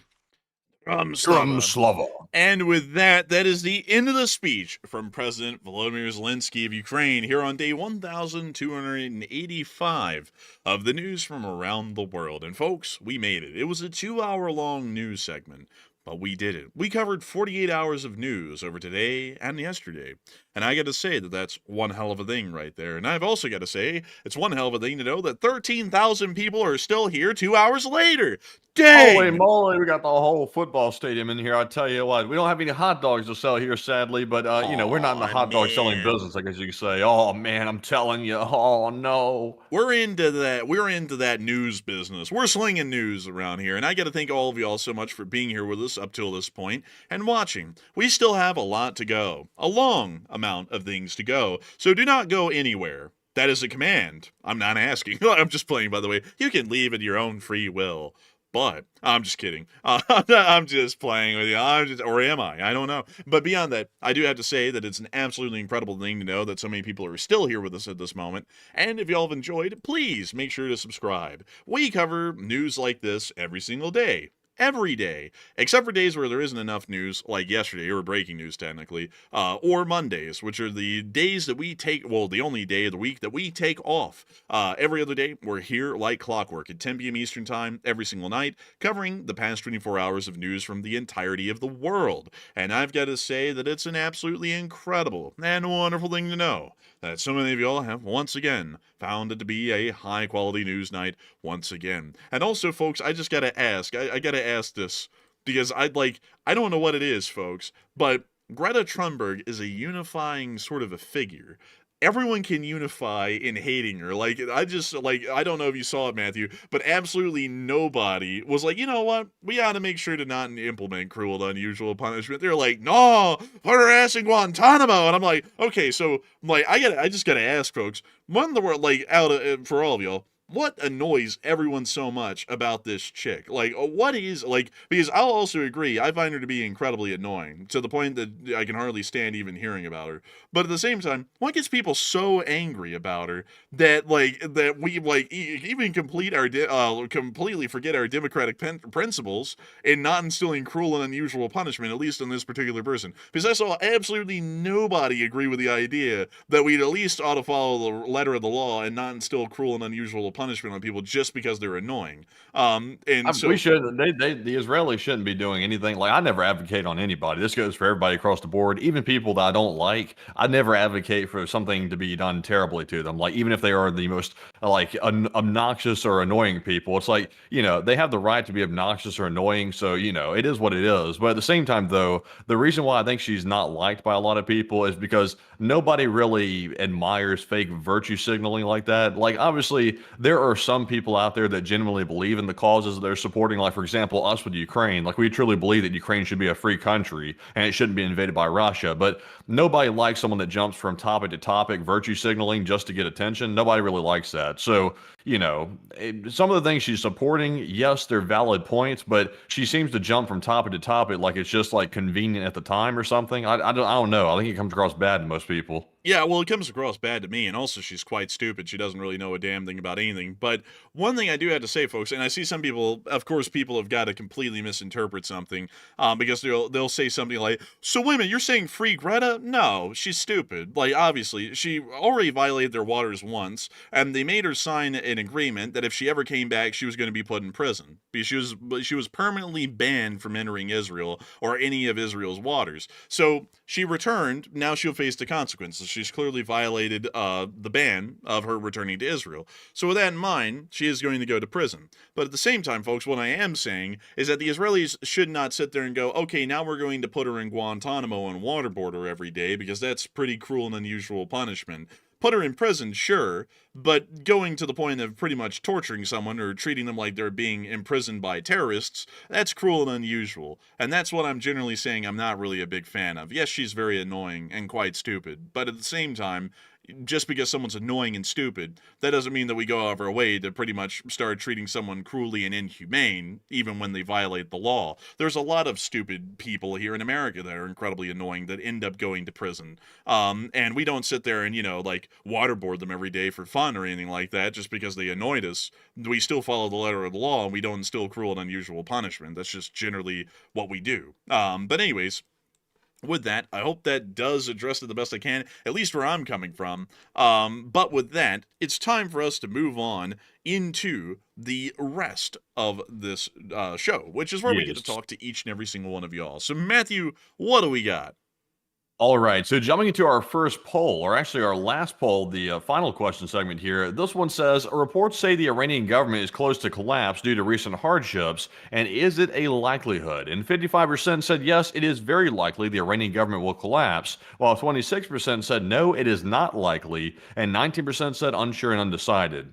And I would say, I'll be honest with y'all, I really don't feel like the Iranian government's going to collapse right now. They may collapse in the later future, but not in the short term. I think the Iranian government is here to stay because they have allies, and right now the Axis powers need all the allies they can get, and in the Middle East, Iran is Russia's favorite ally. So I think they will stick around for a while longer. They're not going to last forever. We know that for a fact, but I don't think they're going to be collapsing tomorrow. But Enforcer, what say you?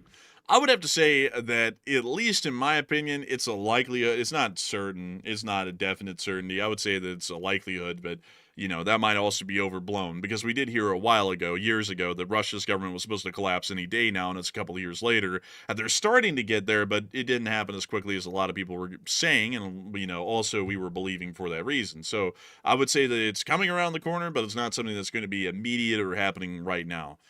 So with that, I hope that does address that the best I can, at least in my opinion. And also now some people are saying I didn't say waterboarded, but here's what I'm saying though, folks. Here's how I'm understanding it. Terrorist-like conditions. What does that mean? Like that's my question. Like, what the hell is that even? Like, if you're going to put her in prison, just say we're going to put her in prison. Like that's perfectly acceptable. She broke the law and she returned to a country she was barred from. But at the same time, though, saying we're going to put her under terrorist-like conditions is like, well, that clearly sounds like some sort of cruel and unusual punishment. Waterboarding is just an allegory for that. That's not to say literally they're going to waterboard her. It's just to say whatever terrorist-like conditions are, it's apparently some sort of cruel or unusual type of punishment that they're instilling or dishing out. And as far as that goes, shouldn't Western-aligned countries not ever enact any form of cruel or unusual punishment? Shouldn't it just be she was a barred non-citizen who entered the country, therefore she broke the law, therefore she'll be punished? And I see someone saying, who cares? Well, I mean, hell, I care. Like, hell, everyone, like, just to be completely frank, everyone cared when that guy was flown from the U.S. to Secot in El Salvador. Everyone cared then. Why won't we care now? Well, don't we always care in every case about following the law and making sure that we do what is appropriate and right? Like, that should always be the instance. Yeah, that's why you got to be careful going and doing stupid stuff with foreign countries because not everybody operates like the United States. So when you go screw with Israel, it's like Israel doesn't have the same laws the United States has. So that's a risk that people are taking. Now, once again, I won't support anything that Israel's doing when it comes to trying to harm an innocent civilian, even if they are obnoxious. I don't support that whatsoever. But at the same time, though, it is an inherent risk when you start screwing with foreign countries. Sometimes they don't play by the rules, and it's a risk. Yeah, it's a risk. And she played stupid, got arrested, and now she's going to face the music for the larger sense. But at the same time, what I'm saying, folks, is that a Western-aligned country shouldn't be instilling any sort of cruel and unusual punishment. If they want to put her in prison, that's fine. She broke the law. But doing anything beyond that, like I've been describing, or anything for that matter that isn't just a normal prison sentence like anyone else would get in Israel, that generally seems to be something that would be non-Western. So with that, I hope that does address that the best I can. Also, now I see people saying someone like Johnny Smalley. Well, yeah, but the thing is that South Korea didn't sit there and go, we're going to have him put to death by being eaten alive by fire ants. Like they didn't say something like that because he was stupid and an idiot.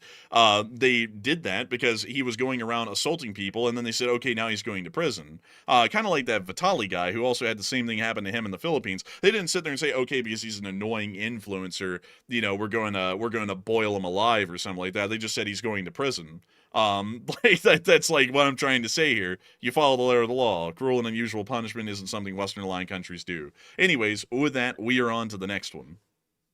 All right, and also, by the way, a huge shout out to some more of our top donors of the night, by the way. We had a $110 donation from The Martian, as well as a Dang! 50 from Richard McGurl and a 50 from Greg Carrier as well. And a huge shout out to all three of y'all for helping to get us up to almost $2,800 raised, which is well above our goal. And a huge shout out to all the top donors again, and also all the other donors who throw in all the money as well to help us to get up to that figure right there. And Enforcer, what say you? I gotta say a massive shout out to all of the donors once again who have been supporting, including our top donors, because we've been able to get up to an amazing $2,763 raised. I was about to say 2.7, but then it's like, but there's also $63. We've got to include that. And so, a huge shout out to all of y'all once again for helping to support this fundraiser, because it's absolutely incredible to see. And so with that, it is time for us to move on to the next one. And jumping into our Morse code decoders of the night, we had a Morse code decoded by Paul Schultz, Kevin J, Mason Miami, Joni Dog, Norm Pritchett, Albert Garbo, Heroya Fluffiness, Kush, Copiopteryx, and Sire. They said the Morse code says Venezuela is beginning to sweat pretty heavily about what's going on down there, and LLT LSA. And that's the sound of money, and y'all got that down on the nail. That is the Morse code message of the night. And I got to congratulate y'all greatly for making sure to get that Morse code message dead on the nail. That was exactly it, and they are sweating, that's for sure. But a big congratulations to the Lee Springer and Cinema Corps for continuing to get that Morse code message correct time and time again, each and every single day. Truly amazing stuff. And so with that, I hope that does address that the best that we can. And with that, it's time for us to move on into the next one. All right, so moving into our first super chat here, because we do have two super chats to address. YouTube still has the feature where you can throw in a super chat on the fundraiser night. So jumping into our first one here, this one goes to Daniel McMurray, and Daniel put in a 10 and said, "Love you guys." Hey, and a big thanks to you for the support. And we love the LSA. We love everyone in the LSA. So a big thanks to you once again. I hope that does address that incredibly well. And with that, we are on to the next one. And this one goes to Bruce Lee, and he puts in a 2 and says, "Oops, I'm not supposed to do this, but teehee and LSA." No one's supposed to be supporting us on Sundays, but some people do. Some people do. YouTube has not fixed that loophole, but we do thank you for the support, Bruce Lee, and helping this channel to keep on running, even on a Sunday fundraiser night. Very, very kind of you. Big thanks to you. And so with that, we are going to be moving on into the live chats now. The live chats. No super chats anymore. Just the live chats. We're all live chats and nothing but simply live chats like the brand. But nevertheless, Matthew, what do we got?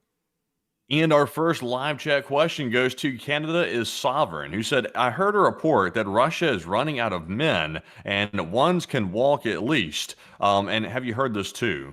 I haven't heard that they're running out of men. Honestly, I've heard that they're generally fine with manpower. It's really everything else that they're running short in. So generally, I'd have to declare ignorance on that one, because I haven't heard anything to prove that they're truly running out of manpower. Like, as far as people joining the military, they might be running out of those. But in terms of just overall manpower in the country, they're not really running out of that, at least from what I heard last. So with that, I hope that does address that the best I can, at least from what I heard. And with that, we are on to the next one. And our next one here goes to Intercessor Lily, who said, "Have they found the Russian missing in action submarine that was lurking around Norway?" I believe that they most likely have. There's been no true confirmation whether they have or haven't either way, but I think at this point they have. They most likely found it several days ago, sometime around Friday, most likely, because it looks like now we're not seeing a major search pattern being conducted by multiple vessels and aircraft. It seems to be heavily focalized and kind of moving along the coast of Norway, which kind of suggests that at this point they must have found it. But with that, I hope that does address it the best I can, and we are on to the next one. And our next question here goes to Shoot Every Day, who said, "What is the estimation of a famine or a serious food insufficiency in Russia before the end of 2026?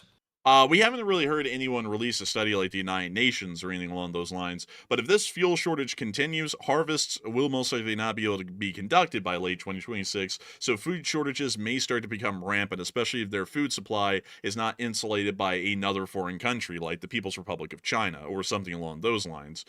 So with that, I hope that does address that well. At least in my opinion, I think that the Russians may start to be subjected to food shortages in late 2026, but I don't think it's going to be an absolute famine. So with that, I hope that does address that the best I can, at least in my opinion. And with that, we are on to the next one. And this one is going to go to Hands on Fire, who said, if the U.S. launches an action against Venezuela, won't the Chinese or the Russians take advantage of the U.S. being distracted and move somewhere else? It's possible that they could, but usually things don't work that way on a foreign policy level. Like, for example, whenever the United States was conducting military operations in Iraq and Afghanistan, nobody really made any military moves because we were quote unquote distracted or during the Gulf War. Generally, people make military moves whenever it's appropriate for them. And that generally relies on a whole bunch of internal factors inside of their country, but doesn't really rely that much on the indirect foreign policy situation or generally the global diplomacy situation that doesn't directly pertain to them. So I generally say that they probably wouldn't, because China would still have to build up their navy to prepare for an invasion of Taiwan, which still takes time, and they really can't accelerate that timetable any further than they have already. And Russia is still pretty much stuck in the war in Ukraine. They can't really do much more than that. And even if the United States wasn't present for a war in Europe, the Europeans could generally handle the Russians entirely on their own quite easily for the greater part of it. So it probably wouldn't do too much to change the situation worldwide if we did get in a conflict with Venezuela. But it seems like a waste of valuable munitions, at least in my opinion, that could be saved for a conflict that might wind up happening with China or Russia either way.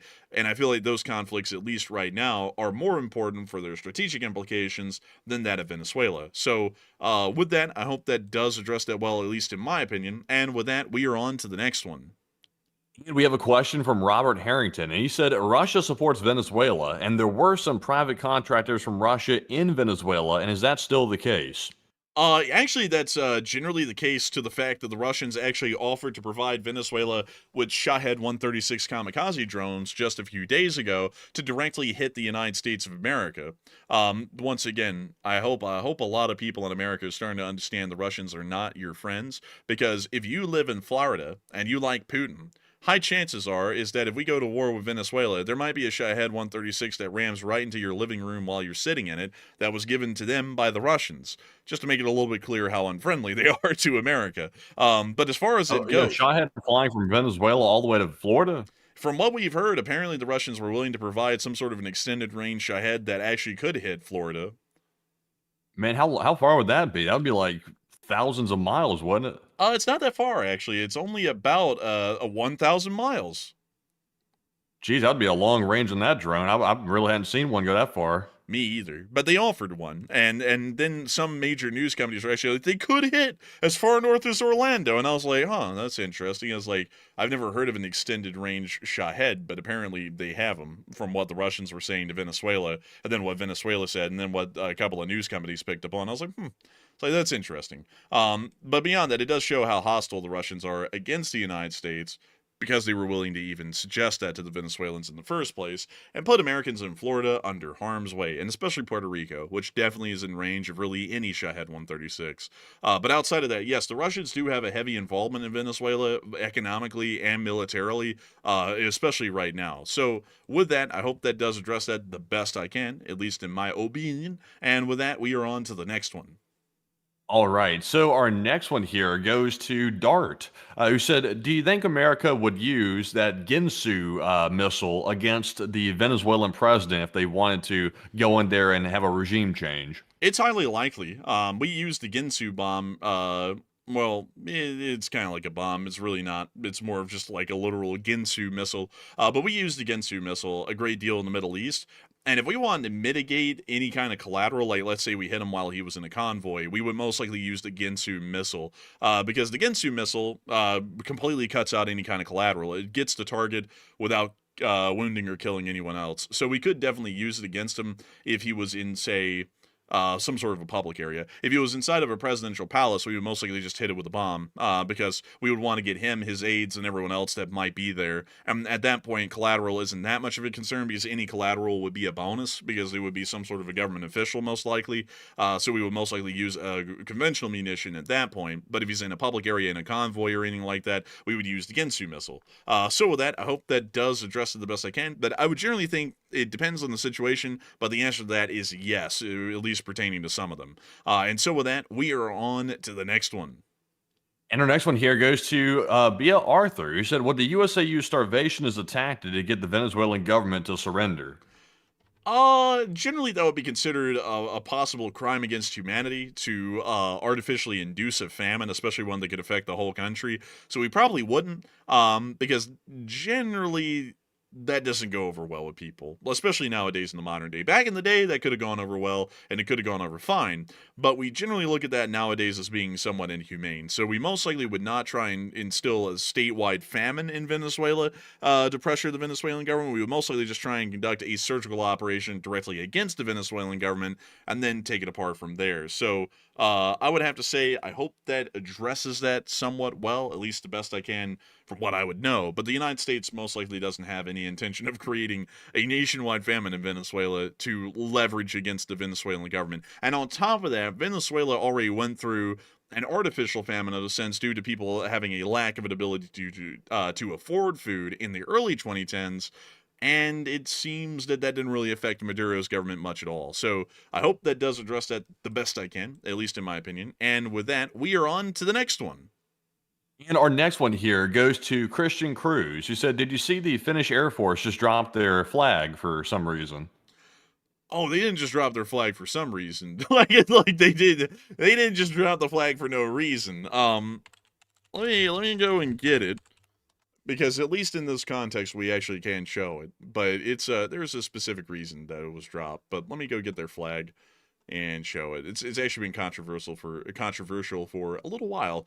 Let me go find it really quickly. I gotta find this thing. Oh, let's see here. Ah, dang, they don't have the flag on here, do they, huh? They don't have it on here, huh? Wow, would you look at that? Would you look at that? Ah, dang.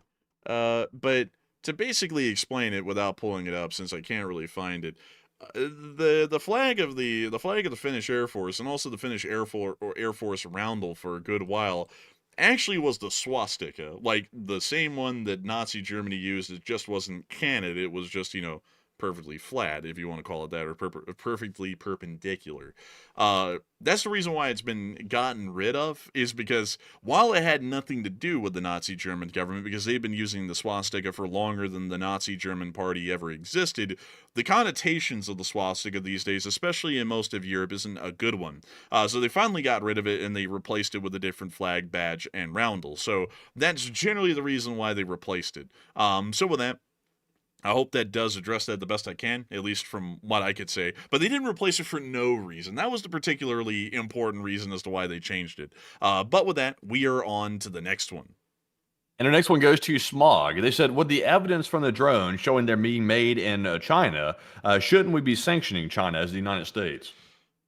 Well, it's a little bit of a tough one, because yes, the short and fast answer is yes, we should sanction them, but the problem is that if we sanction them and we start cutting off a lot of economic contact with China, there are a lot of businesses in the United States that are standing to face absolute ruin.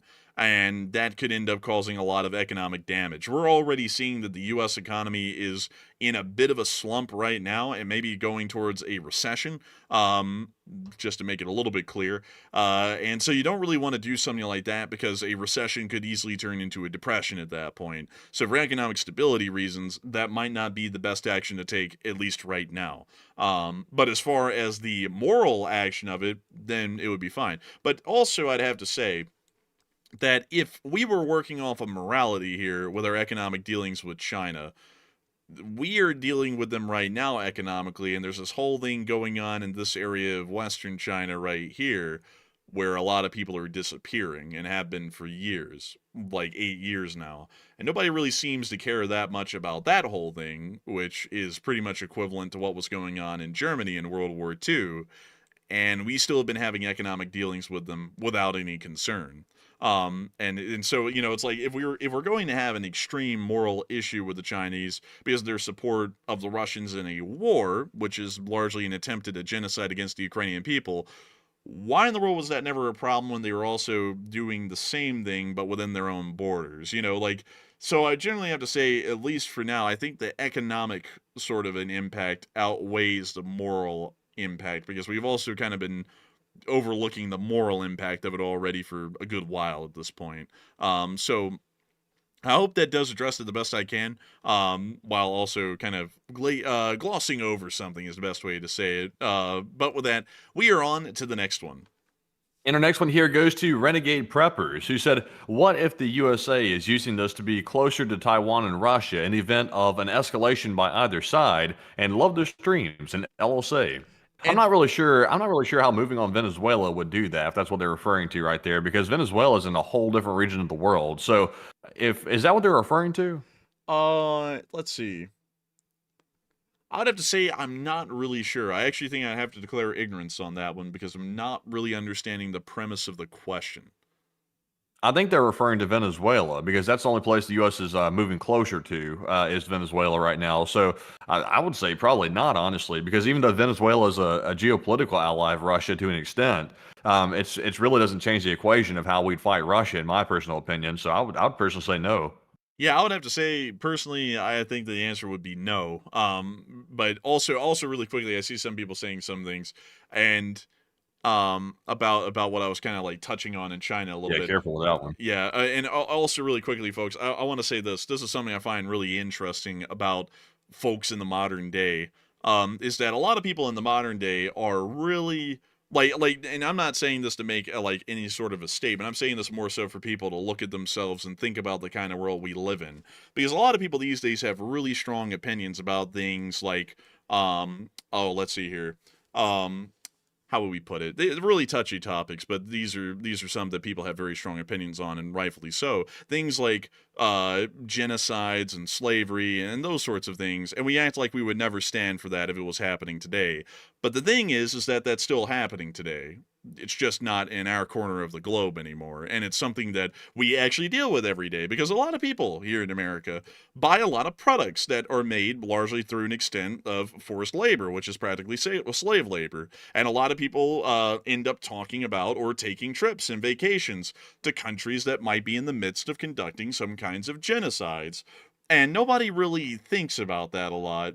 That we really live in the same day and age as all of the people who have come before us. It's just that where the slavery and genocides are happening has changed in their location in the world. But beyond that, the same kind of evils that played 80 years ago, 100 years ago, 400 years ago, 1,000 years ago are still here today. It's just that we like to ignore them and act like they're not as big of a problem. But still, I would have to say it's a very interesting thing with that, because we like to think that we are in a more civilized age these days, but under that veneer, there's still a great deal of barbarism going on in the world. Not at least not in Europe and North America anymore. Like that's pretty much ceased to exist.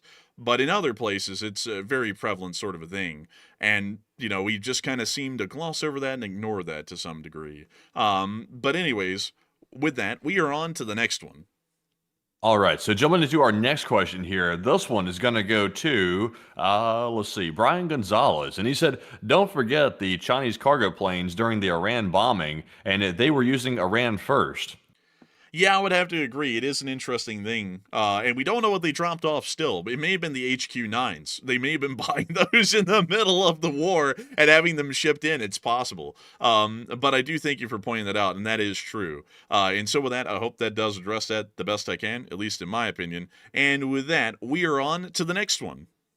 And we have a question from Canada is Sovereign. They said, "Could the French announcements about the hospital developments have been made because of the Russian drones probing Germany recently?" They could have been made for that reason, but I generally think that they're made for the reason that intelligence is starting to show the Russians may be planning on creating a war with NATO, and for that reason they have to be prepared for that. I think that's more so in response towards, because drone incursions wouldn't create mass casualty events of 10,000 wounded to 50,000 wounded. That would be a much smaller number. That's more so a preparation for a full-blown conventional war. So with that, Although you saw that the new stats came out, and apparently in the Ukraine-Russia war, about 80% of the frontline casualties are due solely to the drone attacks, actually. yeah, but those are armed drone attacks, like reconnaissance drone attacks, like the light type of work that's being done in Germany wouldn't create those kinds of casualties. Like that's still a part of a full blown conventional war, like the 80% drone casualty side of things. Yeah, but Russia can hypothetically, because these are Shahed drones that we're hearing about. Like some of these are Shahed, some of these are other surveillance style drones that are being flown into Germany. They could technically just switch out the surveillance head for a armed warhead on these things if they wanted to. The Russians could easily do something like that and turn it into an immediate weapon. You could, but the thing is that the reason why the high casualties are seen like that and the drones are causing 80% of the casualties is because it's a highly dense front line over about 1,000 miles, including the Dnipro reservoir area that these drones are attacking both sides on. Like, and it's a heavily active front line with about 1 million men on both sides. So those kinds of casualties, like the French are preparing for, the only way you could get those kinds of casualties is if you have a very dense front line with hundreds of thousands of guys over a couple of 100 miles or 1,000 miles, and you're just slamming each other into oblivion. Then you could see those sorts of figures. But if you were just attacking sporadic stuff throughout Germany, at least in terms of the density of that, that would start to degrade the amount of the percentage of casualties that were created by drones. Because you would most likely see at that point that the amount of targets those drones would be hitting would be sparse, at least inside of Germany, because they would be trying to hit a moving target. Because most units at that point would be mobilized and moving into Poland. So they would have to be roving around trying to find them in the process, and that would greatly mitigate their effectiveness. Compared to a static line like you see in Ukraine, where you just know where they're at all day, they're always there, and you just start flinging drones right at each other, and you're guaranteed to hit something. Yeah, maybe so. Also, by the way, I see Nate in the live chat. He said I'm holding my tongue on thoughts on modern sentiments and the luxury of beliefs. You have a point with that. I understand the frustration because us in the West, we have it very cushy. Even though we do believe that we have problems, and we do have legitimate problems here in America that need to be solved, they're very lightweight compared to what's going on in some of these other countries like China, because they're having some problems which go to the right to the core of existence, basically, with some groups of people. So it's very tough. Like, also, by the way, if y'all are curious, when it comes to Americans actually traveling to foreign countries, like to know exactly how many Americans are leaving America to actually go see what the rest of the world's like, about 76% of Americans have traveled to at least one other country in their lifetime. That's just one other country in their lifetime, about 76%. And only about 26% are considered globetrotters, having visited 5 or more countries. And the 26% are the groups of people that would generally be considered a lot more well-traveled than the rest of the country. So even at that, the 5 countries that most people visit are usually not countries with severe socioeconomic problems. It's usually more tourist-oriented countries. They're not heading to like Somalia or something like that. They're not heading there. But I think if Americans saw up close and in person on the ground how some of these countries are in real life and could fathom that this is actually some real places in the world, how bad it can really get, I think people would have a much different perspective on America, even with the problems we've got. Also, I would bet you, man, that out of those 76% of people who have gone to at least one country, I would bet you money that the large majority of those folks either went to Mexico or Canada. Yeah, it was probably a cruise, most likely, like some easy mode of transportation, like a cruise that just took you one place, dropped you off there for a couple hours, and then you headed back out. That's probably what most of those are. I would bet you, yeah. But also that's one thing that I always think is a little bit interesting because a lot of people nowadays they say, oh well, like those people and this is something that I always think about, especially from a historian standpoint. It's not to say that I agree or disagree with any of this. It's just something that I find that's an interesting contradiction of people in the modern day. People will say stuff like, oh, if I saw the Nazi Germans back in the day and how they were treating, the Jews, the communists, the political dissidents, and so on, oh, I would have just shot that down outright, and I would have just absolutely despised them. And then that, and then people just seem to not really pay attention to it too much, and it's there. But people just seem to act like it's not actually happening, or any of the other things are happening, at least within that area. And that's always something that's interesting to me, because it's like, It's like, a lot of these people say that they're really morally strong-minded and that they wouldn't stand for these kinds of injustices that were seen in prior centuries or just within the past few decades. But then it's happening now, and they seem to completely gloss over that and act like it's not even happening. Well, a lot like people back then did. They don't really know what's happening. That's the problem. Most people don't even know what's happening, and even the people that have a pretty strong idea that something like that's happening, they don't have direct proof of it. So that's the problem. Then there's other people who say things like this is something I always find interesting. Like people sit there and go, oh, the UK and France. Like this is an argument that I've heard for a while. The UK and France are responsible for what was happening in the South before the Civil War because they were a large buyer of cotton. And it's like, well, it's like, will we be blamed like that from people of the future because there was forced labor going on in Southeast Asia, India, and so on for Nike shoes to be produced? Well, not like a specific brand or anything, but for like sports shoes, tennis shoes to be produced, things like that. Because that's happening. That's how a lot of those goods are produced.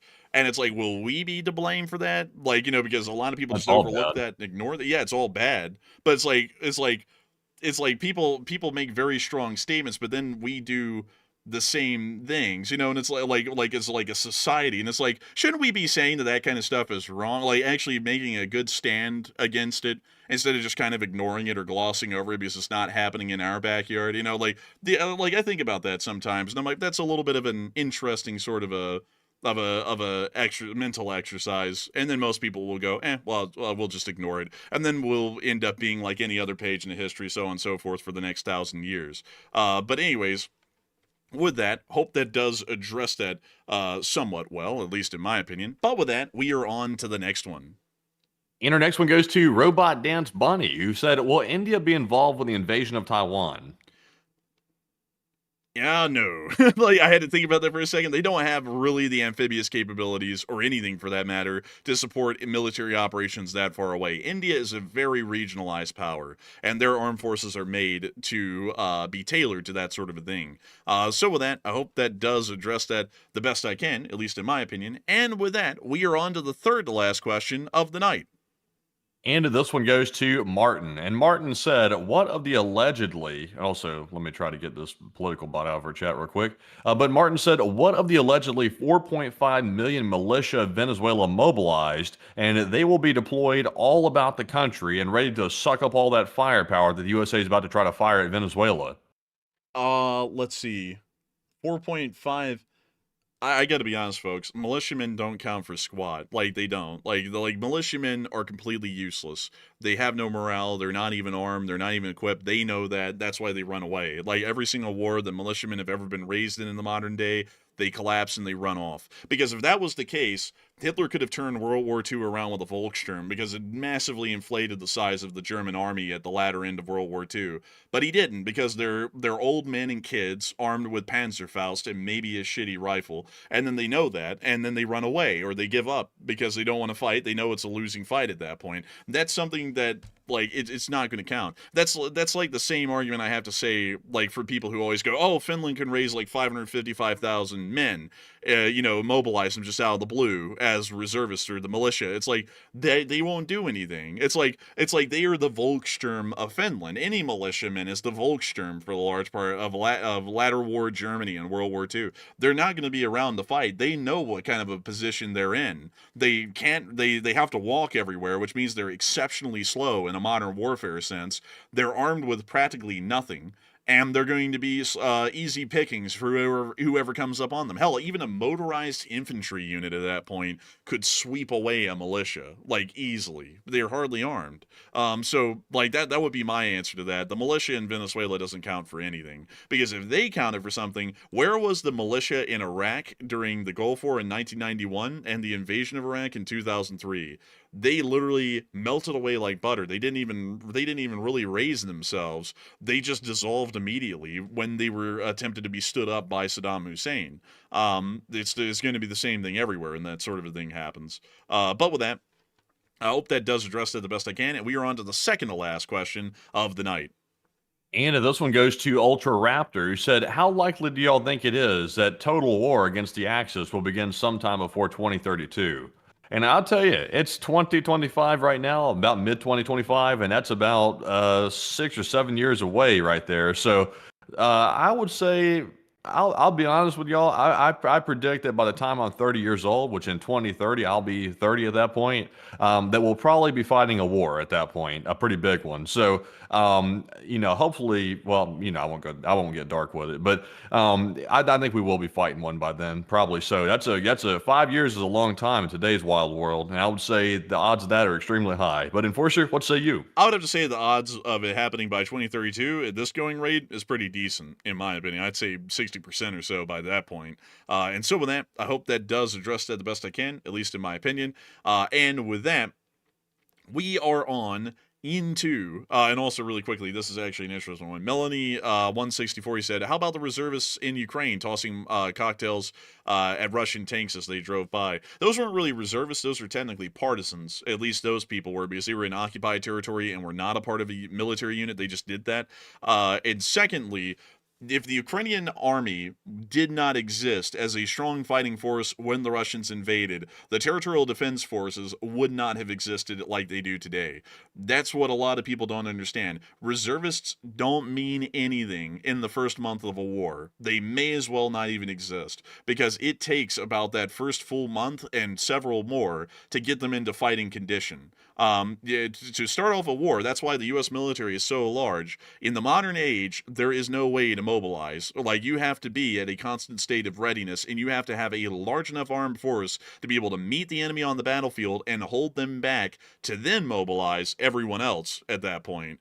So you can't sit there and be like Latvia, which is a great example, where you have one real mechanized infantry brigade, only one, and then every other unit in the country is a National Guard unit. That just doesn't work in the modern day. You have to have a large enough fighting force to be able to hold them back at the start and then mobilize everyone. That's why Finland's reservists do not count in the outbreak of a war. If Russia invaded Finland, and let's say that they only had like 3 brigades, if those 3 brigades can't hold the Russians back, their country is taken over before those reservists can even be mobilized properly. The war is over. There's like 550,000 reservists. That was great on paper. Didn't turn out to pan out to anything in reality, because a lot of countries could always make that sort of an argument. And that's the thing that people don't get, is that you have to have a large enough professional standing army that is well enough equipped at the outset of a war to be able to hold them off, to even have an attempt to mobilize any reservists later. Look at World War II. Look at any example of a conflict. You always had to have time and a large enough standing army to be able to fight right then and there, and then mobilize everything later. And that's what a lot of people don't get. You cannot have a small professionalized force and then sit there and go, well, they're going to get curb stomped, but we have reservists, because they're not going to be there at that moment when the war begins. That's like a month later. So that's what I'm generally saying. And also that's true for Ukraine. The reservists and the territorial defense forces at the beginning of the invasion in 2022 were not even around. Like, none of them were. They only came around a couple of months later at battles like Severodonetsk and Lysychansk, and at let's see, what was it called? The Balaklia offensive, or the Kharkiv counteroffensive, or in Zaporizhia and elsewhere. They only started to appear in larger numbers by then. At the beginning of the war, it was all regular army forces, and that was it, because no one else had mobilized, and mobilizing reservists doesn't happen that quickly. And so with that, hope that does address that the best I can, at least from what I would know from a historical precedent. And with that, we are on to the final question of the night. And so, who is Lucky Last Person to throw in the lucky last question of the night? And that viewer is Psychic, who said Norway is buying British-made frigates. Are they good?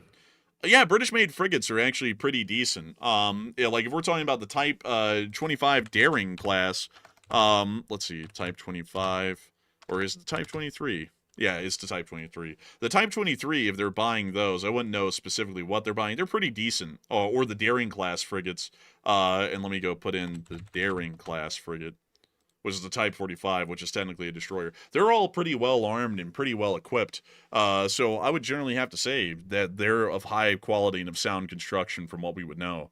So with that, I hope that does address that the best I can, at least in my opinion. And with that, we have reached the end of tonight's stream. I've got to thank you all so much once again for being here with us over the course of 2 hours and 40 minutes. And I also got to say that it's amazing to see that we raised $2,763 for Nova Ukraine.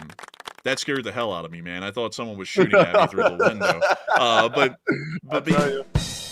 Man, I'm telling you. Oh, damn. But beyond that, a big thanks to you all so much once again for watching and, of course, supporting the fundraiser tonight. And also a big shout out to the 10.5 thousand people who are still here at this moment. We will see you all on Tuesday at 10 p.m. Eastern Time to cover the next 48 hours of news from around the world. And if there is enough news to be made tomorrow, I will be the one making the short war video. And so with that, we will see you all then. Good night, good luck, take care, stay safe, Slava Ukraini, long live the Republic, and long live the Lee Spring Army. And thank you all once again for joining us tonight on this very nice Sunday night fundraiser stream where we raised almost $2,800 for the fundraiser, by the way. A big goal right there, I must say. Man. And that soundboard, I tell you what, I love it right there. I'll admit the air horn's probably the cheapest of all the sounds possible. I would never use that one again. But anyways, thank you all for joining us tonight and all 118,000 people that were here by the end of the stream. And we appreciate every single one of you. And be sure to join us again on Tuesday night at 10 p.m. Eastern for the next Nightly War News stream. And if there is enough news to cover, the Enforcer will be bringing you a short war video tomorrow. But with that, folks, thank you all once again. And Slava Ukraine, Heroem Slava, get some rest, and good night.